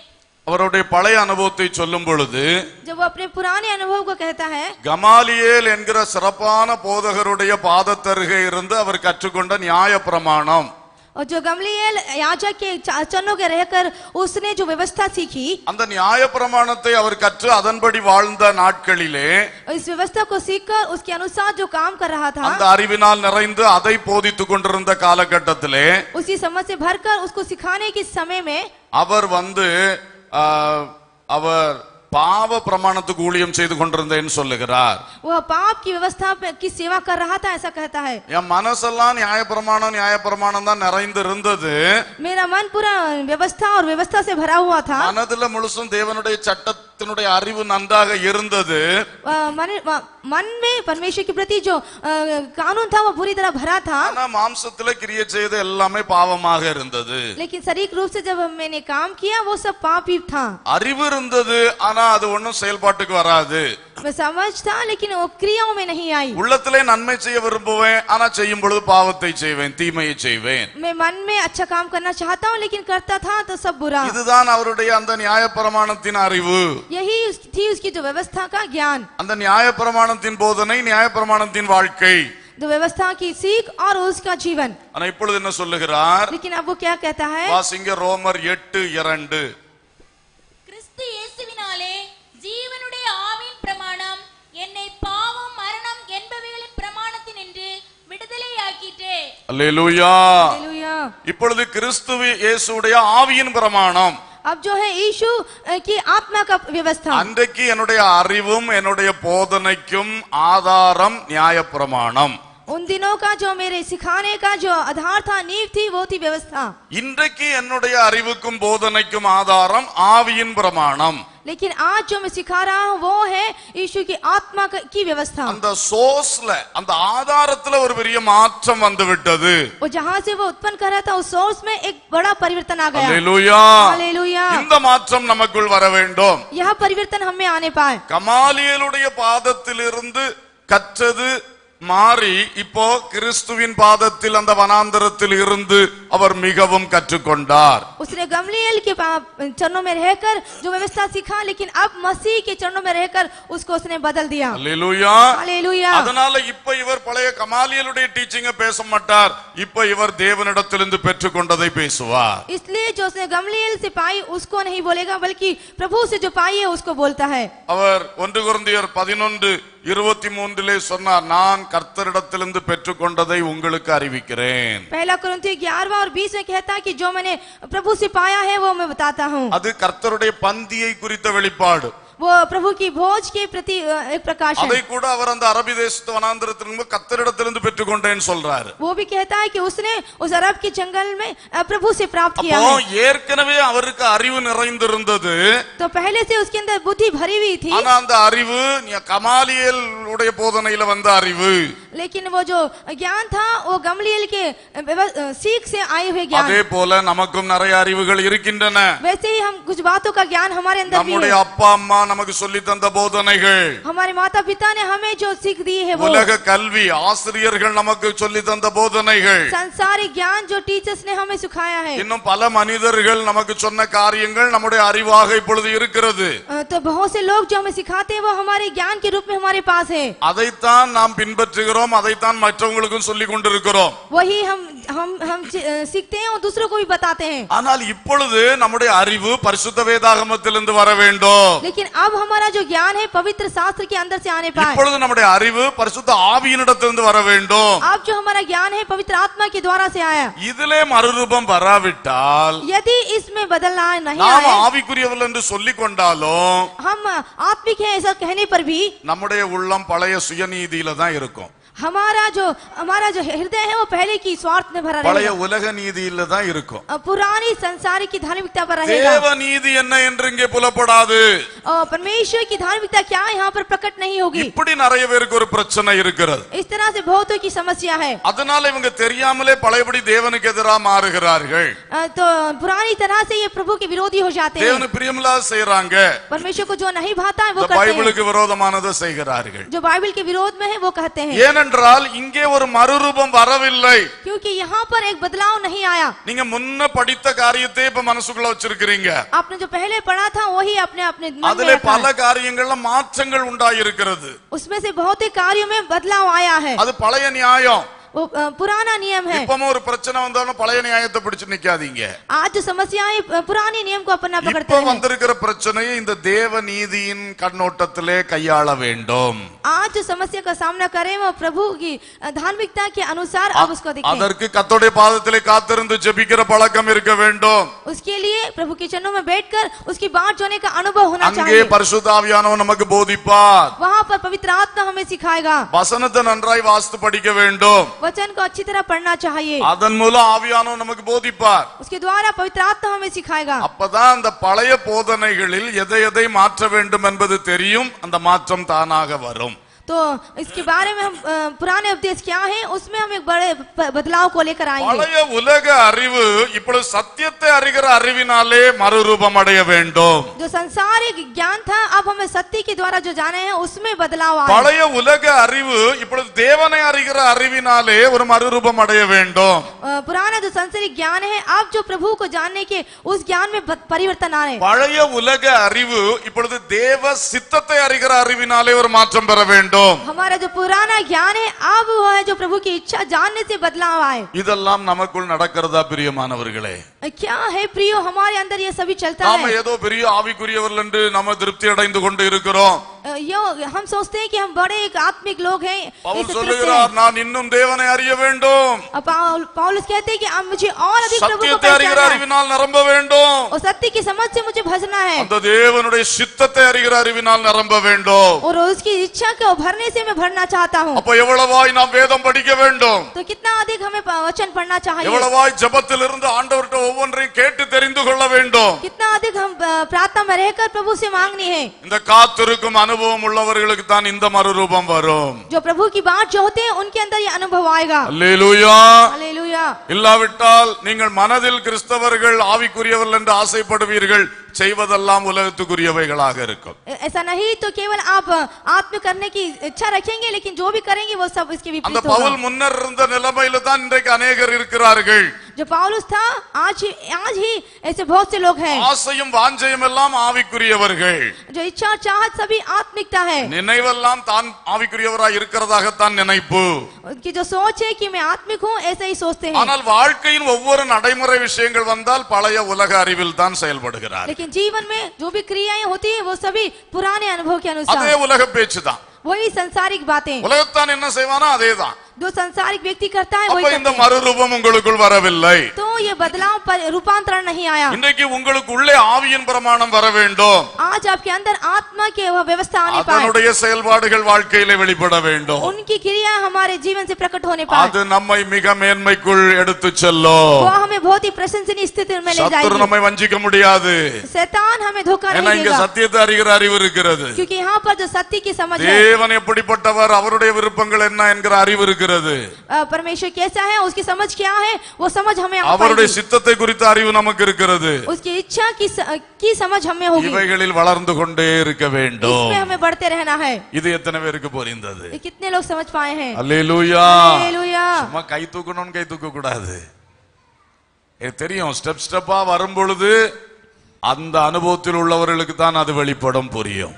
मैं इस बात को जानता हूँ कि जो स्टेप स्टेप से बढ़ता है उसके अंदर ही अनुभव आता है. ஆனா நம்ம எல்லாரும் இந்த அனுபவத்தில் வரணும்னு தான் கர்த்தர் விரும்பி लेकिन கொண்டிருக்கிறார். हम सभी इस अनुभव में आए प्रभु चाहते हैं. காலத்தை பார்த்தால் போதகர்களாய் இருக்க வேண்டிய நீங்கள் और समय को यदि समय के अनुसार तुम्हें एक शिक्षक हो जाना था. இன்னும் சின்ன பிள்ளையை போல பாலை குடித்து கொண்டு இருக்கலாமா? क्या अब तक कि तुम्हें दूध पीते हुए बच्चों के समान होना है? அப்படித்தான் எபிரேய நிருபக்காரர் கேட்கிறார். ऐसा ही इब्रानियों की पत्री लिखने वाला कहता ஆகவே है. மனம் திரும்பின ஒரு நல்ல ஒரு மறுரூபம், तो जो मन फिराकर एक बड़ा रूपांतरण, அதிலே நம்முடைய வாழ்க்கையின் போக்கு மாறிவிட்டது. பொழுது अब जो जीवन का जो चलना है वो पूरी तरह से बदल गया है. இலக்குகளும் நம்முடைய ஆதாய பட்டியலும் மாறிவிட்டது. हमारा लक्ष्य और हमारे लाभ की सूची बदल गई है. அடுத்தது அபிஷேகம் பெற்றதனால் வந்த மறுரூபம். और दूसरा जो अभिषेक पाने के कारण आया बदलाव, அது நம்முடைய தன்மையும் நடக்கையும் மாற்றி இருக்கிறது. हमारे भीतरी स्वभाव और हमारे चाल चलन को बदलती है, மாற்றிக் கொண்டே இருக்கிறது. वो बदलते आ रहा है. மூன்றாவது காத்திருப்பதனால் வரக்கூடிய மறுரூபம். तीसरा है उसकी बाट जो होने से आने वाला रूपांतरण. ஜெபத்திலும் வேத தியானத்திலும் காத்திருத்தல். प्रार्थना में परमेश्वर के वचन में बैठकर बाट धोना, இதுக்காக டெய்லி கொஞ்சம் நேரம் எடுக்க வேண்டும். इसके लिए हर एक दिन थोड़ा समय निकालना है. மரியாள் கர்த்தருடைய பாதத்தில் இருந்து அவர் சொல்லுவதை கேட்டுக்கொண்டிருந்தாள். मरियम प्रभु के चरणों में बैठकर जो वो कह रहा था वो सुन रही थी. மரியாள் கர்த்தருடைய பாதத்தில் விழுந்து அழுது ஜெபித்தாள். मरियम उसके पैरों पर गिरकर वो रोने लगी. கர்த்தருடைய பாதத்திலே காத்திருப்பதை தெரிந்து கொள்ள வேண்டும். प्रभु के चरणों पर गिरकर इंतजार அதிகாலை தோறும் கொஞ்ச நேரம் காத்திருங்கள். हर एक प्रातः आप उसके चरणों இரவு पर நேரத்தில் बैठे காத்திருங்கள். रखें. रात में उसमें बाट எது जो है, வசதியான நேரமோ அதை சரிப்படுத்திக் கொள்ளுங்கள். जब कभी भी समय मिलता है इस तरह का आप कर लें. வேற டிஸ்டர்பன்ஸ் இல்லாம கொஞ்ச நேரம் பைபிள் வாசித்து தியானிக்கணும். किसी प्रकार की परेशानी बगैर आप बाइबल को ध्यान करें. ரெண்டு வசனம் வாசித்தது செல்போனையும் ஒரு வந்த காலையும் அட்டெண்ட் பண்ணிக்கிட்டு அப்படி இருந்தா ஒண்ணும் உள்ள வராது. 2 वचन पढ़ने के बाद यदि किसी का फोन आता है आप उसे अटेंड करें तो ये सही नहीं होगा. கொஞ்ச நேரம் ஜெபம் பண்ணிட்டு எழும்பி அங்க ஓடிக்கிட்டு இங்க ஓடிக்கிட்டு இருந்தா அது காத்திருப்பல்ல. थोड़ी देर प्रार्थना के बाद इधर उधर दौड़ना तो ये इसका मतलब बाट होना नहीं. ஒரு அரை மணி நேரம் உட்கார்ந்தா அமைதியா அதுல உட்கார்ந்துடணும். यदि आधा घंटा बैठे तो पूरी शांति के साथ बैठे रहें. ஜெபத்திலும் வேத தியானத்திலும் மட்டுமே முழு சிந்தையும் இருக்க வேண்டும். प्रार्थना में और उसके वचन में ध्यान करना ही हमारा पूरा चिंता रहने அந்த का. அரை மணி நேரம் உங்களை மிகவும் மாற்றிவிடும். वो आधा घंटा आपको पूरी तरह से बदलेगा. நீங்க கர்த்தருக்கு அந்த சமயத்தை கொடுங்க, அப்புறம் கர்த்தர் என்ன செய்கிறார் நீங்க பாருங்க. अब यह समय प्रभु को दीजिए और प्रभु कैसा बदलाव लाता आप देखिए. ஆமென். आमीन. கொடுக்கிறது இல்லையே, आप नहीं देते. இது அமைதியின் நேரம். ये शांति से बैठे रहने का ஜெப समय, விண்ணப்பம் பண்ற நேரம் அல்ல, प्रार्थना और विनती करने का இது समय नहीं. அமைதியின் நேரம். एक शांति से அந்த बैठे रहने का. வசனத்தை குறித்த விளக்கங்களை அவர் இடத்திலிருந்து பெற்றுக்கொள்ளுகிற கற்றுக்கொள்ளுகிற நேரம். जो वचन का प्रकाशन है उससे सीखने का समय. ஜெபத்திலே நம்மை மாற்ற நமக்குள் கிரியை செய்ய அவருக்கு இடம் கொடுக்கிற நேரம். प्रार्थना में हमारे अंदर काम करने में हमें बदलने में उसका தயவு समय. செய்து இதை ஸ்டார்ட் பண்ணுங்க. मैं विनती करता हूँ आप ऐसा வழக்கம் करिए. இல்லாட்டா முதல்ல ஒரு 10-15 நிமிஷம் தொடங்கினா போதும். यदि आपकी आदत नहीं तो केवल 10 और 15 मिनट के लिए आप शुरू करें। செல்போனை சுவிட்ச் ஆஃப் பண்ணுங்க, இல்லன்னா என்ன ஆஃப் மோட்ல போடுங்க. आपका जो मोबाइल फोन है उसको स्विच ऑफ कर दे, नहीं तो आप उसको வேற டிஸ்டர்பன்ஸ் இல்லாத ஒரு நேரமா எடுத்துக்கொள்ளுங்கள். जहां पर आपको किसी प्रकार डिस्टर्बेंस नहीं है, 15 நிமிஷத்துக்கு நீங்க ஆரம்பித்தீங்கன்னா போதும். आप यदि आप 15 मिनट के लिए चालू करें तो ये அத काफी கரெக்ட்டா செஞ்சீங்கன்னா அது தானா வளர்ந்துரும். यदि इसे आप सही करें तो ये अपने आप बढ़ जाएगा. இதனால் நம்முடைய அறிவிலும் நம்முடைய போதனைகளிலும் பெரிய மாற்றங்கள் வரும். इससे हमारे बुद्धि की समझ में एक बड़ा परिवर्तन आएगा. நம்முடைய கொள்கைகளில் பெரிய மாற்றங்கள் வரும். हमारे सिद्धांतों में एक बड़े परिवर्तन को आएगा. हालेलुया. हालेलुया. சரி, நான்காவதாக चौथी बात, இன்னும் ஒரு மறுரூபம் அவருக்குள் வந்தது. एक और परिवर्तन उसके जीवन में आया. அத குறித்து அவர் சொல்லும்போது जब वो कहता है इसके बारे में 2 கொரிந்தியர் दूसरा 12ஆம் அதிகாரம் முதல் 4 வசனங்களில் சொல்லுகிறார். 12 अध्याय पहले 4 वचनों में कहता है, கிறிஸ்துவுக்குள்ளான ஒரு மனுஷனை அறிவேன். मसीह में एक मनुष्य को जानता हूँ 14 வருஷத்துக்கு முன்னே அவன் 3ஆம் வானம் வரைக்கும் எடுக்கப்பட்டான். और 16 वर्ष के पहले वो तीसरे आकाश में उठा लिया गया. அவருக்கு ஒரு ஆவியில் எடுத்துக்கொள்ளப்படுகிற ஒரு நிலை வந்ததை குறித்து சொல்லுகிறார். वो आत्मा में उठाए जाने की स्थिति वो बोलता है. அவர் பரதீசுக்குள் எடுத்துக்கொள்ளப்பட்டாராம். वो स्वर्ग लोक में उठा लिया गया. அங்கே மனுஷர் பேசப்படாததும் வாக்கு கெட்டாதமான வார்த்தைகளை கேட்டேன். वहां पर जो मनुष्य बातें नहीं करते हैं और जो वर्णन से बाहर है उसको देखा. இந்த ஒரு அனுபவம் அவருக்கு வந்திருக்கிறது. यहाँ अनुभव उसको आ गया है. அல்லேலூயா. हालेलुया. இப்போ பரதீசிலே கர்த்தர் எடுத்து ஒரு அனுபவத்தை கொடுத்திருக்கிறார். तो उसे स्वर्गलोक में उठाकर एक अनुभव देता है. தேவ சந்திப்பின் அனுபவம், प्रभु से मिलने का एक अनुभव, அபிஷேகத்தின் அனுபவம், अभिषेक का एक अनुभव, காத்திருந்து பெற்றுக்கொண்ட அனுபவம், उसकी बाट होने से प्राप्त करने का एक अनुभव. அடுத்தது கர்த்தர் இவரை ஆவிக்குள்ளாக்கி பரதீசுக்கு எடுத்து சென்ற ஒரு அனுபவம். और प्रभु जो इसको आत्मा में आकर स्वर्ग लोक में ले जाने का एक அங்கே अनुभव. அவர் பார்த்த பொழுது அவருக்கு இன்னும் பெரிய வெளிப்பாடுகள் கிடைத்து விட்டன. वहां पर जो देखता है और भी ज्यादा प्रकाशन उसे मिलता है. நேரடியாய் சென்று பரதீசை பார்க்கின்ற ஒரு வாய்ப்பு, सीधे जाकर उस स्वर्ग लोक को देखने का एक अनुभव. அதிலே ஒரு அனுபவமாக நான் இதை சொல்ல விரும்புகிறேன். उसमें से एक अनुभव कहना चाहता हूँ. கலாத்தியர் 4ஆம் அதிகாரம், गलतियों और उसका 4था अध्याय. அங்கே கலாத்தியர் 4ஆம் அதிகாரம் 25 தொடங்கி 29 வரைக்கும் படிக்கும் பொழுது जब 4वां अध्याय 25 से और 29 तक के हम पढ़ते हैं. பூலோக எருசலேமையும் மேலான எருசலேமையும் கம்பேர் பண்ணி எழுதி இருக்கிறார். वो आधुनिक यरूशलेम और स्वर्गीय यरूशलेम से तुलना करके कहता है. அவன் மேலான எருசலேமுடைய தோற்றங்களை சென்று பார்க்கும் வாய்ப்பு கிடைத்திருக்கிறது. उसको जो स्वर्गीय यरूशलेम को देखने का एक मौका मिला. இதுவரைக்கும் பூமிக்குரிய எருசலேமை மேன்மையாய் நினைத்துக் கொண்டிருந்த அந்த மனிதன் अब तक की जो भूमि यरूशलेम को बड़ा समझ रहा था, இப்பொழுது அந்த மேலான எருசலேமின் மேன்மையை கண்டார். अब जो स्वर्गीय यरूशलेम की बढ़ोतरी को समझ पाया. அதில் உள்ள சில அனுபவங்களை அவருக்கு தேவன் காட்டி கொடுத்திருக்கிறார். उसमें से कुछ अनुभव को प्रभु ने यहाँ बताया है. எனவே அந்த வெளிப்பாடுகளில் பெரிய மறுரூபங்கள் உண்டாகிவிட்டன. तो उस प्रकाशन में एक बड़े परिवर्तन को आया. அல்லேலூயா. हालेलुया. அவர் சொல்லுகிறார், ஆகாரையும் சாராளையும் வைத்து பேசுகிறார். वो हाजिरा और सारा के बारे में कहता है. ஆகார் என்பது சீனாய் மலை. जो हाजिरा है वो सीने पर्वत. அல்லேலூயா. हालेलुया. ஆகார் என்பது இப்பொழுது இருக்கிற எருசலேம். जो सारा है वो आपका है ஆகார் ஆகார் என்பது இப்பொழுது இருக்கிற எருசலேம். हाजिरा है जो आपका यरूशलेम. சாராள் என்பது மேலான எருசலேம். जो सारा है वो स्वर्गीय यरूशलेम. ஆகார் என்பது தன்னுடைய பிள்ளைகளோட கூட அடிமைப்பட்டிருக்கிறவள்.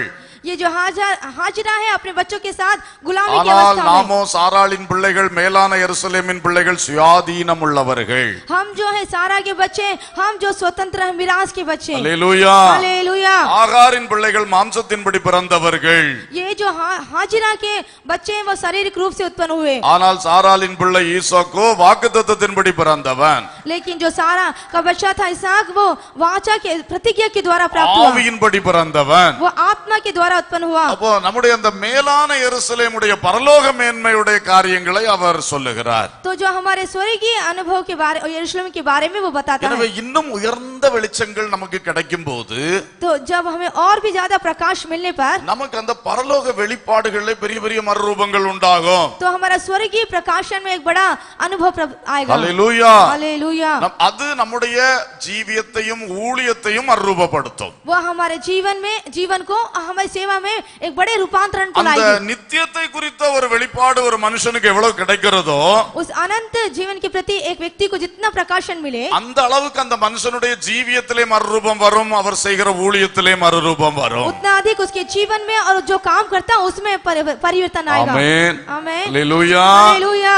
அப்ப நம்முடைய ஜீவியத்துக்கு ஒரு பெரிய அர்த்தம் புரியும் நமக்கு. तब हम जो जीवन जी रहे हैं उसका एक अर्थ हम समझ நாம पाएंगे। எப்படி ஜீவியம் செய்தா அங்க போய் எப்படி ஜீவிக்கலாம், हम किस तरह का जीवन जिए तो किस तरह से हम वहां पहुंच எப்படி पाएंगे, நாம ஊழியம் செய்தா அங்க போய் மகிமை அடையலாம். किस तरह से हम सेवा करें और वहां पर जाकर हम महिमा पाए। இது படிப்பறிவோடு வேதத்தை படித்தறிந்ததோடு கூட அங்க நேர்ல போய் பார்க்கிற வாய்ப்பு என்பது அது மிகப்பெரிய வெளிப்பாடு. हम जो पढ़ रहे हैं उससे बढ़कर वहां पर सीधे रूप से देखना है एक बड़ा प्रकाशन। அல்லேலூயா. हालेलुया। சேபாவின் ராஜஸ்திரி சொன்னா, சாலமோனே உங்களை பற்றி கேள்விப்பட்டதை விட பக்கத்துல வந்து பார்க்கும்போது பெருசா இருக்குது அப்படின்னு சொன்னா. शिबा की रानी ने उसने कहा कि तुझे जब पहले देखा था, देख आकर तो देखा ये बहुत ही बड़ा है। அதே மாதிரி நம்ம தேவனை பற்றி கேட்டுக்கொண்டிருப்பதும் பைபிள் மூலம் கற்றுக்கொண்டிருப்பதும் மட்டுமல்ல, இப்படி கண்கள் திறக்கப்பட்டு ஆவிக்குள்ளாகி சில வெளிப்பாடுகள் தரிசனங்கள் கிடைக்கும் பொழுது அது மிக மேன்மையை கொண்டு வரும். वैसे ही जो हमें सिखाया जा रहा है सुन रहे हैं, उससे भी ज्यादा जब आत्मा में आकर हमें नया प्रकाश मिलता है उसके साथ அல்லேலூயா. जीवन होगा। எத்தனை பேருக்கு இந்த ஸ்டெப்ல சந்தோஷம் இருக்கிறது? कितने लोग इस बात में खुश हैं? ஹல்லேலூயா. हालेलुया। இந்த பவுல் ஒரு சாதாரண மனுஷன்.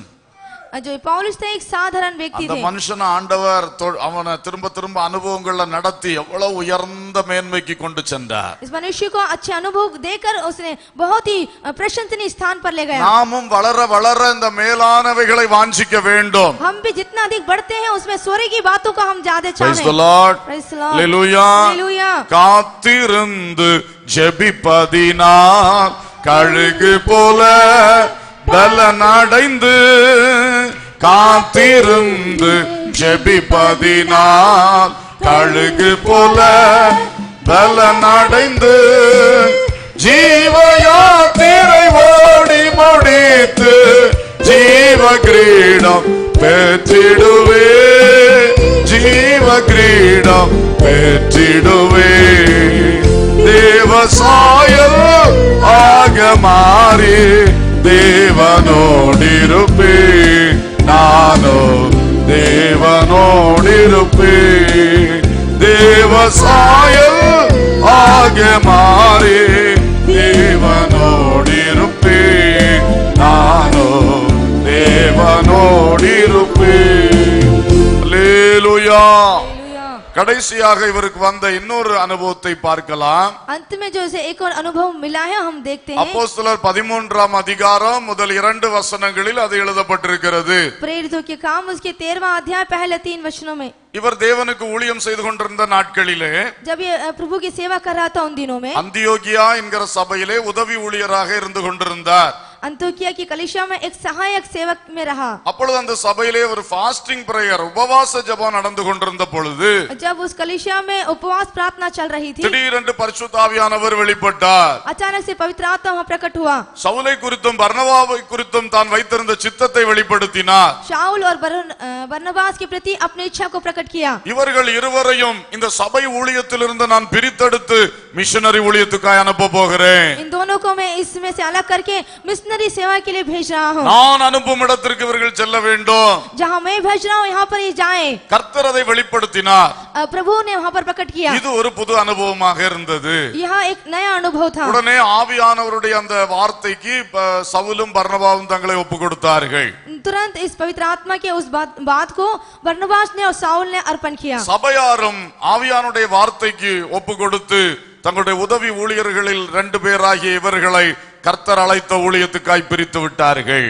ये जो पवित्र आत्मा की आवाज को सुनकर कलीसिया के सारे लोगों ने बरनबास और साउल को प्रभु की सेवा के लिए अर्पण किया। அதுவரைக்கும் அவர் ஒரு சபை ஊழியத்துக்குள்ளே ஊழியம் செய்து கொண்டே இருந்தார். उस समय तक के वो सभा कलीसिया संबंधित सेवा में जुड़े थे। இப்பொழுது அவருக்கு ஊழியத்தில் மறுரூபம் வந்து விட்டது. अब जो है सेवा में एक बड़ा परिवर्तन आया। தேவன் அழைத்த ஊழியம் சரியாக அந்த ட்ராக்ல அவர் இப்பொழுது ஃபிட் ஆகிறார். प्रभु जो उसको ले जाना चाहता है उस ट्रैक में वो सही रूप से आता இது है। ஒரு அழகான அனுபவம். ये बहुत ही सुंदर अनुभव। Ministry to God and service to mankind. தேவனுக்கு செய்கிற ஊழியமும் மனிதனுக்கு செய்கிற சேவையும் परमेश्वर की सेवा और मनुष्य की किए हुए काम, இவைகளில் இன்று நம்ம எல்லாருக்கும் ஒரு மறுரூபம் வர வேண்டும். इन दोनों में हमारे लिए एक बड़ा रूपांतरण आना நமக்கு चाहिए। இவ்வளவு வெளிப்பாடுகளும் தரிசனங்களும் தந்து நம்மை உயர்த்துவது ஒன்று பரலோகத்தில் நித்தியத்தில் நாம் மேன்மை அடைவதற்காக. हमें इतना वो प्रकाशन और प्रकाश देता है इसके लिए कि हम स्वर्ग में उन प्रशंसनीय बातों को, महिमा को पाएं। இரண்டாவது இந்த உலகத்தில் வாழும் பொழுது தேவனுக்கும் மனிதனுக்கும் பயனுள்ளவர்களாய் இருப்பதற்காக. दूसरा, जब हम संसार में जीते हैं तो परमेश्वर को और मनुष्य के लिए एक लाभदायक व्यक्ति रहे। அதனால கிறிஸ்துவுக்குள்ளாக மறுரூபங்களை அடைந்து வெளிப்பாடுகளை பெற்று வளர்ந்து உயர்கிற பிள்ளைகள் நித்தியத்துக்கானவைகளை தேடுகிறதோடு கூட இம்மையிலே மற்றவர்களுக்கு பிரயோஜனமான கிரியைகளை செய்ய வேண்டும். इसलिए जो मसीह को खोज रहे हैं, बढ़ रहे हैं, वो अनंत जीवन में प्रभु के लिए अभी भी काम करना चाहिए। அல்லேலூயா. हालेलुया। அதிலே 3 விஷயங்களை நான் சொல்ல விரும்புகிறேன். उसमें 3 विषय बोलना चाहता हूं। ரோமர் 15:19 எழுதுகிறார், रोमियो उसका 15वां अध्याय 19 वचन में நான் कहता है, எருசலேம் தொடங்கி இல்லிரிக்கம் என்கிற தேசம் வரைக்கும் பூரணமாக சுவிசேஷத்தை பிரசங்கித்திருக்கிறேன். और वो कहता है कि यरूशलेम तक के उसने पूरी तरह से प्रचार किया। இது என்றைக்கு வந்த மறுரூபம்? ये कब उसके अंदर परिवर्तन आया? அந்தியோகியா உபவாச ஜெபத்தில் உண்டான மறுரூபம். अंताकिया में उपवास प्रार्थना के आया हुआ एक சபையின் रूपांतरण। உபவாச ஜெபத்தில் உண்டான மறுரூபம். कलीसिया में उपवास प्रार्थना में आया பரிசுத்த रूपांतरण। ஆவியானவர் தன்னுடைய திட்டத்தை வெளிப்படுத்தினதனால் உண்டான மறுரூபம். पवित्र आत्मा अपनी पूरी तरह से योजना को प्रकट करने से आया रूपांतरण। அதுவரைக்கும் சபையிலே உதவி ஊழியர், तब तक कि वो एक कलीसिया में एक सेवक था। இன்றைக்கு உலகமெல்லாம் திட்டமிட்டு சுவிசேஷத்தை அறிவிக்கின்ற ஒரு மாபெரும் சுவிசேஷகன். अब जो पूरे संसार में सुसमाचार पहनाने के लिए एक बड़ा सुविशेषक बन गया। எருசலேம் தொடங்கி இல்லிரிக்கம் தேசம் வரைக்கும் और यरूशलेम से लेकर इलिरेकम देश तक, இடையில ஒரு பகுதி விடாம நான் கர்த்தருடைய நற்செய்தியை சொல்லி இருக்கிறேன். और एक भी क्षेत्र को ना छोड़ते हुए पूरी तरह से प्रभु की सुसमाचार को ஊழியத்தில் सुनाया। வந்த மறுரூபம். उसकी सेवा में आया हुआ एक रूपांतरण। அதே 15ஆம் அதிகாரம் 21ஆம் வசனம் वही 15 अध्याय और 21वां वचन। வாசியுங்கள். நான் மற்றொருவனுடைய அஸ்திபாரத்தின் மேல் கட்டாதபடிக்கு கிறிஸ்துவினுடைய நாமம் சொல்லப்பட்டிராத இடங்களில் சுவிசேஷத்தை அறிவிக்கும்படி நாடுகிறேன். இது மிஷனரி ஊழிய தரிசனம். यह मिशनरी सेवा का दर्शन। யாரும் போய் சொல்லாத இடத்திலே நான் போய் இயேசுவை சொல்லி சபை கட்ட வேண்டும். जहाँ किसी ने जाकर नहीं कहा है, वहाँ पर मैं जाकर सुसमाचार सुनाकर। இது அந்த அந்தியோகியாவில் அந்த அழைப்பிலே கிடைத்த மறுரூபம். यह जो अंतिकिया में मिला था उसके अंदर रूपांतरण। அல்லேலூயா. हालेलुया। அதே அதிகாரத்திலே ஸ்தோத்திரம் கடைசி பகுதியிலே 25ஆம் வசனம். இப்பொழுதோ பரிசுத்தவான்களுக்கு உதவி செய்யும் காரியமாக நான் எருசலேமுக்கு பிரயாணம் பண்ண எத்தனமாய் இருக்கிறேன். தர்ம ஊழிய தரிசனம். यहाँ पर धार्मिकता की सेवा के बारे में एक दर्शन मिला। கஷ்டப்படுகிறவர்களுக்கு உதவி செய்ய வேண்டும். जो दुख उठाते हैं उनकी मदद அந்த करना। ஊழியமாக இப்பொழுது யாத்திரை செய்கிறேன். उस सेवा के लिए मैं अब यात्रा करता இந்த हूँ। ஊழியங்கள் எல்லாம் என்றைக்கு பவுலுக்கு வந்தது?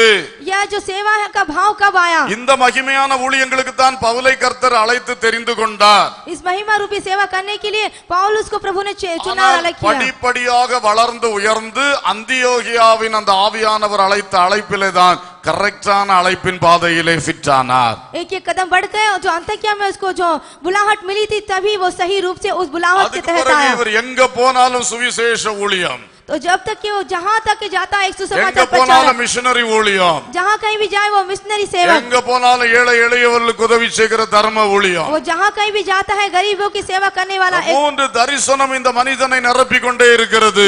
3 दर्शन उस मनुष्य को भर रहा था। இவைகளுக்காகவே தேவன் இவரை அழைத்தார். इसके लिए ही परमेश्वर ने उसे बुलाया था। அன்றைக்கு அந்தியோகியாவில் வைத்து தான் அந்த ட்ராக்ல அவர் இறங்கினார். उस दिन वो अंतकिया में लेकर उस ट्रैक के तहत आया। நம்முடைய சபையில் अनेक தேவ பிள்ளைகளுக்கு இதை கர்த்தர் செய்ய விரும்புகிறார். हमारे कलीसिया में बहुत से लोगों के जीवन में प्रभु करना चाहता நீங்கள் ஒரு है। விசுவாசி, आप एक विश्वासी हैं, ஆனால் நீங்கள் உங்களை தேவன் அழைத்த அந்த சரியான அழைப்பின் பாதைக்குள் வர வேண்டும். लेकिन आप जो है परमेश्वर ने जो बुलाहट है उसके तहत सही आना நான் है। ஒரு சண்டே ஸ்கூல் மினிஸ்ட்ரி பண்ணுறேன், मैं एक संडे स्कूल की सेवा करती हूँ, நான் இன்னொரு ஊழியம் செய்கிறேன், मैं एक और सेवा करती அது हूँ, நல்லது.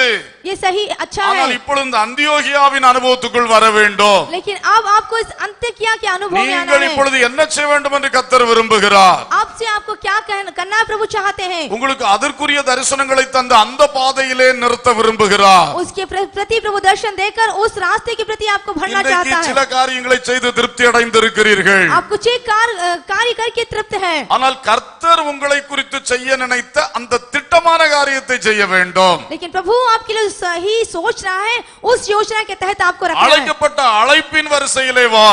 आपको जो बुलाई गई है उस लाइन में तू அந்த आ. அழைப்பின் பாதையிலே நின்று முன் செல். उस बुलाहट के उस मार्ग में आकर तू आगे बढ़. அதைத்தான் கர்த்தர் இன்றைக்கு செய்ய விரும்புகிறார். वही प्रभु आज करना चाहता है. இந்த அனுபவங்களில் வளர வளர கர்த்தர் நம்மை அவர் என்ன சித்தம் வைத்தாரோ அதுல வச்சு அழகா மேன்மைப்படுத்துவார். ये जब बढ़ते बढ़ते और प्रभु जो चाहता है वो उसकी इच्छा हमारे जीवन में நீங்கள் प्रकट होगी. தேவனுக்கு அவருடைய விருப்பப்படியான ஊழியத்தை செய்வீர்கள். तब प्रभु जैसा चाहते हैं उसके अनुसार आप सेवा करेंगे. அவர் சொல்லதை செய்வீர்கள். आप जो वो कहते हैं वही करेंगे. நல்லது உண்மையும் உத்தமமுள்ள ஊழியக்காரனே உன் எஜமானுடைய சந்தோஷத்தில் பிரவேசி என்று ஒரு நாள் சொல்லுவார். वो कहेगा सच्चे और ईमानदार तू अपने मालिक की खुशी में प्रवेश कर, वो कहेगा. அல்லேலூயா. हालेलुया.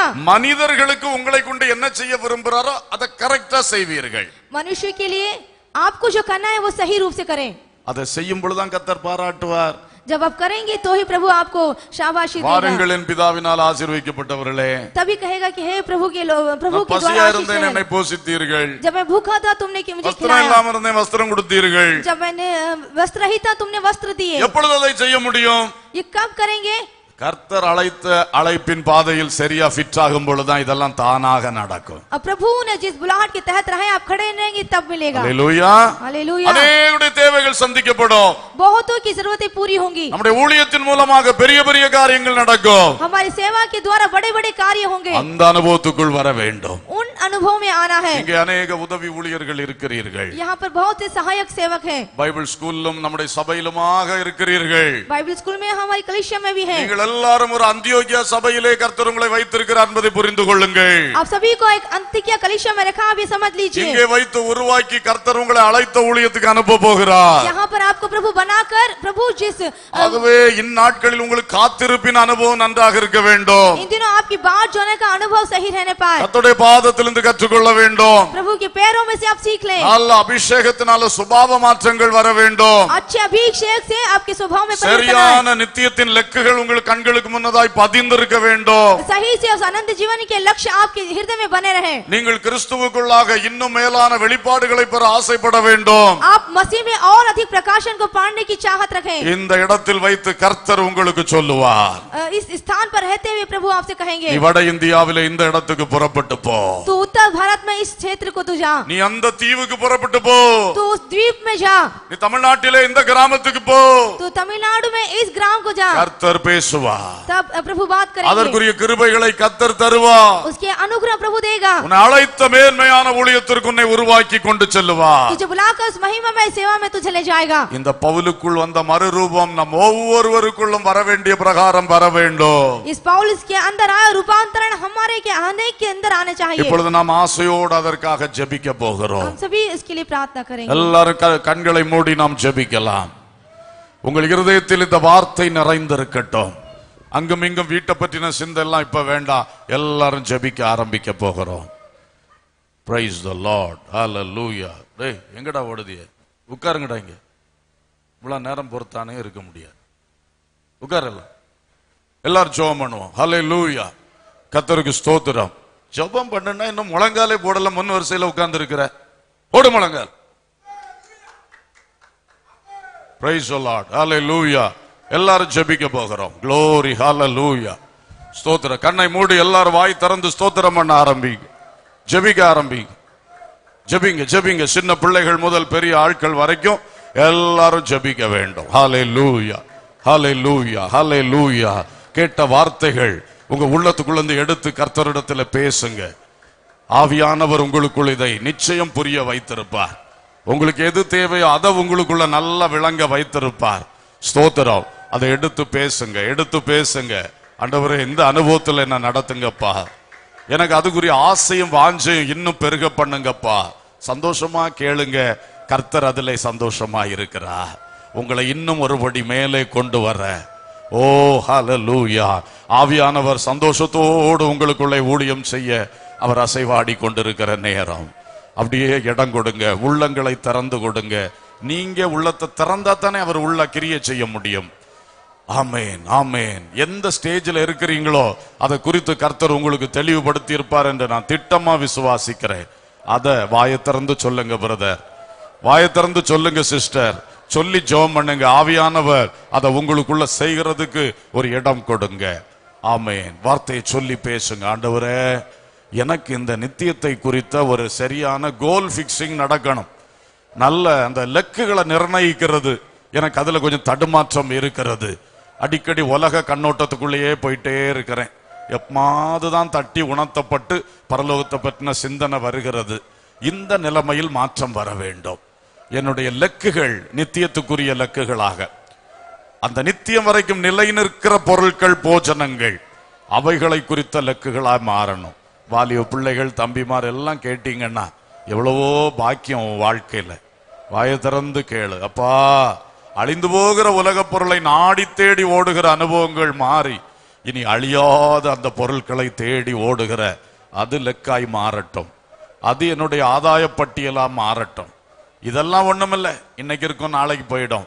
இது பிழைப்புக்காக நான் செய்ய வேண்டியதை செய்யணும். ஆனா என் கவனமும் என் கருத்தும் எல்லாம் அந்த அழியாத பொருளை சம்பாதிக்கிறதில் இருக்க வேண்டும். அதுதானே நித்திய ஆதாயம், நித்திய லாபம். ஹல்லேலூயா. பேசுங்க பேசுங்க, கேட்டுக்கொண்டே இருக்காதீங்க. வாயை திறந்து பேசுகிற நேரம். இவ்வளவு நேரம் கேட்டுட்டு இருந்தீங்க, இப்ப பேசுகிற நேரம். ஹல்லேலூயா ஹல்லேலூயா. அபிஷேகம் பெற்ற கர்த்தருடைய பிள்ளைகளே, அந்த அபிஷேகம் உங்க சுபாவத்தை மாற்றுறதுக்கு இடம் கொடுங்க. அநேகர் இதை செய்யணும், அநேகர் இடம் கொடுக்கல. இப்ப வாயை திறந்து கேளுங்க. ஆண்டவரே, என் ஆத்மாவுக்குள்ள உங்க கிரியை டெய்லி நடக்கணும். ஆண்டவரே, டெய்லி நடக்கணும். என்னுடைய ஜெப வேளையில, ஆமென், என்னுடைய வேத வாசிப்பின் வேளையில ஆண்டவரே என் சுபாவம் மாறணும். ஒவ்வொரு நாளும் என் சுபாவத்தில் ஒரு மாற்றம் வரணும். அந்த பழைய மனுஷன் களைந்து போடப்பட்டு அந்த புதிய மனுஷன் நல்லா தரிப்பிக்கப்படணும். தரிப்பிக்கப்படணும். தேவ சாயலா மாறணும். தேவ சாயலாக மாறணும். ஹல்லேலூயா ஹல்லேலூயா. இது குறித்து எல்லாரும் கருத்தோடு ஜெபம் பண்ணணும். அது வந்துருச்சுன்னா நம்ம வாழ்க்கை ரொம்ப பிரயோஜனம் உள்ளதாய் மாறப்போகிறது. ஹல்லேலூயா. என் அறிவிலும் என் போதனைகளிலும், அதாவது என் கொள்கைகளிலும் கோட்பாடுகளிலும் ஒரு மறுரூபம் வர வேண்டும். நான் வேதத்தை ஒரு பக்கம் படிச்சாலும் மறுபக்கம் வாழ்க்கையில பிரச்சனை வரும்போது உலகத்தார் செய்யற மாதிரியே செய்திடுறேன், உலகத்தார் சிந்திக்கிற மாதிரியே சிந்திச்சிடுறேன், உலகத்தார் தீர்மானம் எடுக்கிற மாதிரியே தீர்மானம் எடுத்துறேன். இதுல ஒரு மறுரூபம் எனக்கு வேண்டும். புரிந்து கேளுங்க, புரிந்து கேளுங்க. இந்த ஜெபம் உங்களுக்குள் ஒரு கிரியை ஆரம்பித்து விடும், ஆரம்பித்து விடும். ஆண்டவரே, வாழ்க்கையில சந்திக்கக்கூடிய ஒவ்வொரு சூழ்நிலைகள், பிரச்சனைகளுக்கும் இனி தெய்வீக கண்ணோட்டத்துல பார்க்க தெரியணும். தேவ நீதியை முன்னிறுத்தி வாழ தெரியணும். பழைய உலக நீதி, பழைய உலக அறிவு, அனுபவம், அதை வச்சே வாழக்கூடாது. அப்ப நான் ஆவிக்குரியவன் அல்ல, நான் மாம்சத்துக்குரியவன். ஆகையினால இன்றைக்கு அந்த மறுரூபம் எனக்குள் வருவதாக. எத்தனை பேர் கேட்கிறீங்க? சிலர் கொஞ்சம் கேட்கறத விட்டுட்டீங்களே. கேளுங்க. நீங்க எதை கேட்கிறீங்களோ அதை உறுதியா கேட்டுக்கொண்டிருங்க. கர்த்தர் உங்களுக்குள்ளே கண்டிப்பாக கிரியை செய்வார். ஹல்லேலூயா ஹல்லேலூயா. ஸ்தோத்திரம் ஸ்தோத்திரம் ஸ்தோத்திரம். Praise the Lord. நமக்கு மேலான எருசலேமின் அனுபவங்கள் நிறைய வரணும், நிறைய வரணும். பரலோகத்தை பற்றி அறிவு மட்டுமல்ல, நல்ல தரிசனங்களுக்காகவும் வாஞ்சையோடு கேளுங்க, வாஞ்சையோடு கேளுங்க. அப்பா, நான் பைபிளை படிச்சு படிச்சு ஆசைப்படுறேன், ஆனா எனக்கு இந்த கேள்வி அறிவோடு கூட கொஞ்சம் அனுபவங்களை கூட தாங்கப்பா. கொஞ்சம் அந்த அந்த ஆவிக்குள்ளாகிற நல்ல அனுபவங்கள், தரிசனங்களை பார்க்கக்கூடிய அனுபவங்கள் எனக்கும் தாரும் ஐயா, எனக்கும் தாரும். ஆமேன். இன்னும் பரலோகத்தை கெட்டியாய் பிடித்துக் கொள்வதற்கு எனக்கு அப்படிப்பட்ட அனுபவங்களை தாரும். ஹல்லேலூயா. கடைசியாக, நான் கர்த்தருக்காக செய்கிறதிலும் மனுஷருக்காக செய்வதிலும் எனக்குள் ஒரு மறுரூபம் வரணும். Amen. Hallelujah. Ministry to God and service to mankind, இதுல எனக்கு பெரிய மறுரூபம் வரணும். நான் ஏதேதோ செஞ்சிட்டு இருக்கிறேன், ஆனா இப்போ நான் விரும்புறது நீங்க விரும்புறத நான் செய்யணும். நீங்க எனக்கு நியமித்ததை நான் செய்யணும். அந்த கரெக்ட் ட்ராக்ல நான் ஏறிடணும், அந்த ஓடு பாதையில ஏறிடணும். ஏதோ செய்தேன், எதையாயிலும் செய்தேன் என்பதல்ல. இனி கர்த்தர் சொன்னதை செய்தேன், கர்த்தர் என்னை தெரிந்து கொண்டதை நான் செய்தேன், அதுதான் எனக்கு வேணும்னு சொல்லி ஒரே பிடியா பிடிங்க. ஆண்டவரே, நீங்க சொன்னதை செய்யணும். நல்லது, உண்மை முத்தமுள்ள ஊழியக்காரனே, உன் எஜமான் சந்தோஷத்துக்குள்ள பிரவேசி நீங்க சொல்லணும். ஒரு கூட்டம் எதையோ செய்துட்டு வந்து நின்னாங்க, உங்க நாமத்தினாலதான் செய்தோன்னு சொன்னாங்க. அவர் சொன்னார், அக்கிரம செய்கைக்காரரே என்னை விட்டு அகன்று போங்கள்னு சொன்னார். செய்ததெல்லாம் ஊழியம். ஆனா கர்த்தர் சொன்னாரு, இது அக்கிரம செய்கை, என் சித்தத்துல நீ செய்யலன்னு சொல்லு. அந்த நிலை நம்மில் ஒருவருக்கும் வரவே கூடாது, வரவே கூடாது. ஹல்லேலூயா. நாம் தாகத்தோடு வாஞ்சையோடு உள்ளம் திறந்து கேட்டவைகளின்படி இன்று ஒரு கிரியை ஆரம்பிக்க போகிறது. நமக்குள் ஒரு புதிய காரியத்தை கர்த்தர் செய்ய போகிறார். எல்லாரும் கரங்களை தட்டி நல்ல அபிஷேகத்துல நிரம்பி, அந்நிய பாஷை பெற்றவர்கள் அந்நிய பாஷை பேசி ஜெபம் பண்ணுங்க. மற்றவங்க எல்லாம் நல்ல வாயை திறந்து ஸ்தோத்திரம் சொல்லுங்க, ஸ்தோத்திரம் சொல்லுங்க. ஆமே, நாம் கேட்டதன்படி ஒரு கிரியை உள்ளே நடக்கட்டும், உள்ளே நடக்கட்டும். ஓலா பாபா பா ஷபா பாபா பாபா. ஹல்லேலூயா, ஹல்லேலூயா, ஹல்லேலூயா, ஹல்லேலூயா. இப்ப தமிழ்ல ஜெபம் பண்ணாதீங்க, நல்ல அந்நிய பாஷையும் ஸ்தோத்திரம் மட்டும் சொல்லுங்க. ஆவியானவர் கிரியை செய்கிற நேரம். உரபாலபா கபதலபா கபலபா ஷபலபலபலபா ரிபலபா ரபதரபா துரபதலபா ஷந்தலபா கபௌரி அந்தல. ஹல்லேலூயா, ஹல்லேலூயா, ஹல்லேலூயா, ஹல்லேலூயா, ஹல்லேலூயா, ஹல்லேலூயா, ஹல்லேலூயா, ஹல்லேலூயா, ஹல்லேலூயா. Praise the Lord, praise the Lord, praise the Lord, praise the Lord. Oh, glory, glory, glory. ஒவ்வொரு உள்ளங்களுக்குள்ளும் பரிசுத்த ஆவியானவர் கிரியை செய்யுங்க. பரிசுத்த ஆவியான அந்த வார்த்தைகளை முத்திரீங்க, வார்த்தைகளை முத்திரீங்க. உள்ளங்களுக்குள் எடுத்த தீர்மானங்களை முத்திரீங்க. ஹல்லேலூயா, ஹல்லேலூயா, ஹல்லேலூயா. எழும்பி போகும்பொழுது அந்த பறவைகள் பொறுக்கி போட்டது போல பொல்லாங்கன் பொறுக்கி போடக்கூடாது. பொல்லாங்கன் இந்த வார்த்தைகளை பொறுக்க கூடாது. இந்த வார்த்தைகளினால் உண்டான நல்ல சிந்தனைகளை பொறுக்க கூடாது. இந்த வார்த்தைகளினால் உள்ளத்துக்குள் எழும்பின அந்த நல்ல தீர்மானங்களை பிசாசான பொறுக்கி போடக்கூடாது. இயேசுவின் நாமத்தினாலே இந்த வார்த்தைகள் முத்திரிக்கப்படட்டும். உள்ளங்களுக்குள் விதைக்கப்பட்ட அந்த வார்த்தைகள் முத்திரிக்கப்படட்டும். அந்த நல்ல சிந்தனைகள் முத்திரிக்கப்படட்டும். அது கிரியையாய் மாறட்டும். தேவன் விரும்பும் செயலாய் மாறட்டும். ஒரு நல்ல மறுரூபம் வரட்டும். அந்த பவுலுக்குள் உண்டான டிரான்ஸ்பர்மேஷன் எங்களுக்குள்ளும் தெளிவாய் வருவதாக. படிப்படியாய் ஒவ்வொரு காலகட்டத்திலே வரவேண்டிய மறுரூபம் வருவதாக, வரவேண்டிய மறுரூபம் வருவதாக. உலபா ரகதலா ரபா ஷதரா துனமதல கமனாஷி. ஹல்லேலூயா, ஹல்லேலூயா, ஹல்லேலூயா. Thank you Jesus. அன்புள்ள பிதாவே, நல்ல தகப்பனே, நன்றியோடு துதிக்கிறோம், வாழ்த்துகிறோம். ஒரு சவுலை உங்க கரத்துல எடுத்து அவரை எவ்வளவு அழகாய் மறுரூபப்படுத்தி ஒவ்வொரு கட்டத்திலும் அவருடைய உள்ளான மனிதனுக்குள் அழகான மறுரூபங்களை கொண்டு வந்து ரொம்ப பிரயோஜனமானவராய் பயன்படுத்தினீரப்பா. அதை நாங்கள் இன்றைக்கு தியானித்தோம். ஆண்டவரே, நல்ல இன்சைட்டுகளை எங்களுக்கு தந்ததற்காக ஸ்தோத்திரம். இவைகளின் வழியிலே நாங்கள் இன்னும் அடுத்த ஒரு மேன்மைக்குள் கிறிஸ்துவுக்குள் எழும்பும்படி, பரிசுத்த ஆவிக்குள் எழும்பும்படி எங்களுக்கு கிருபை தர வேண்டும் என்று ஜெபிக்கிறோம். ஒவ்வொருவருக்குள்ளே நீர் தேவையானதை விதைத்திருக்கிறீர் என்று திட்டமாய் விசுவாசிக்கிறோம்.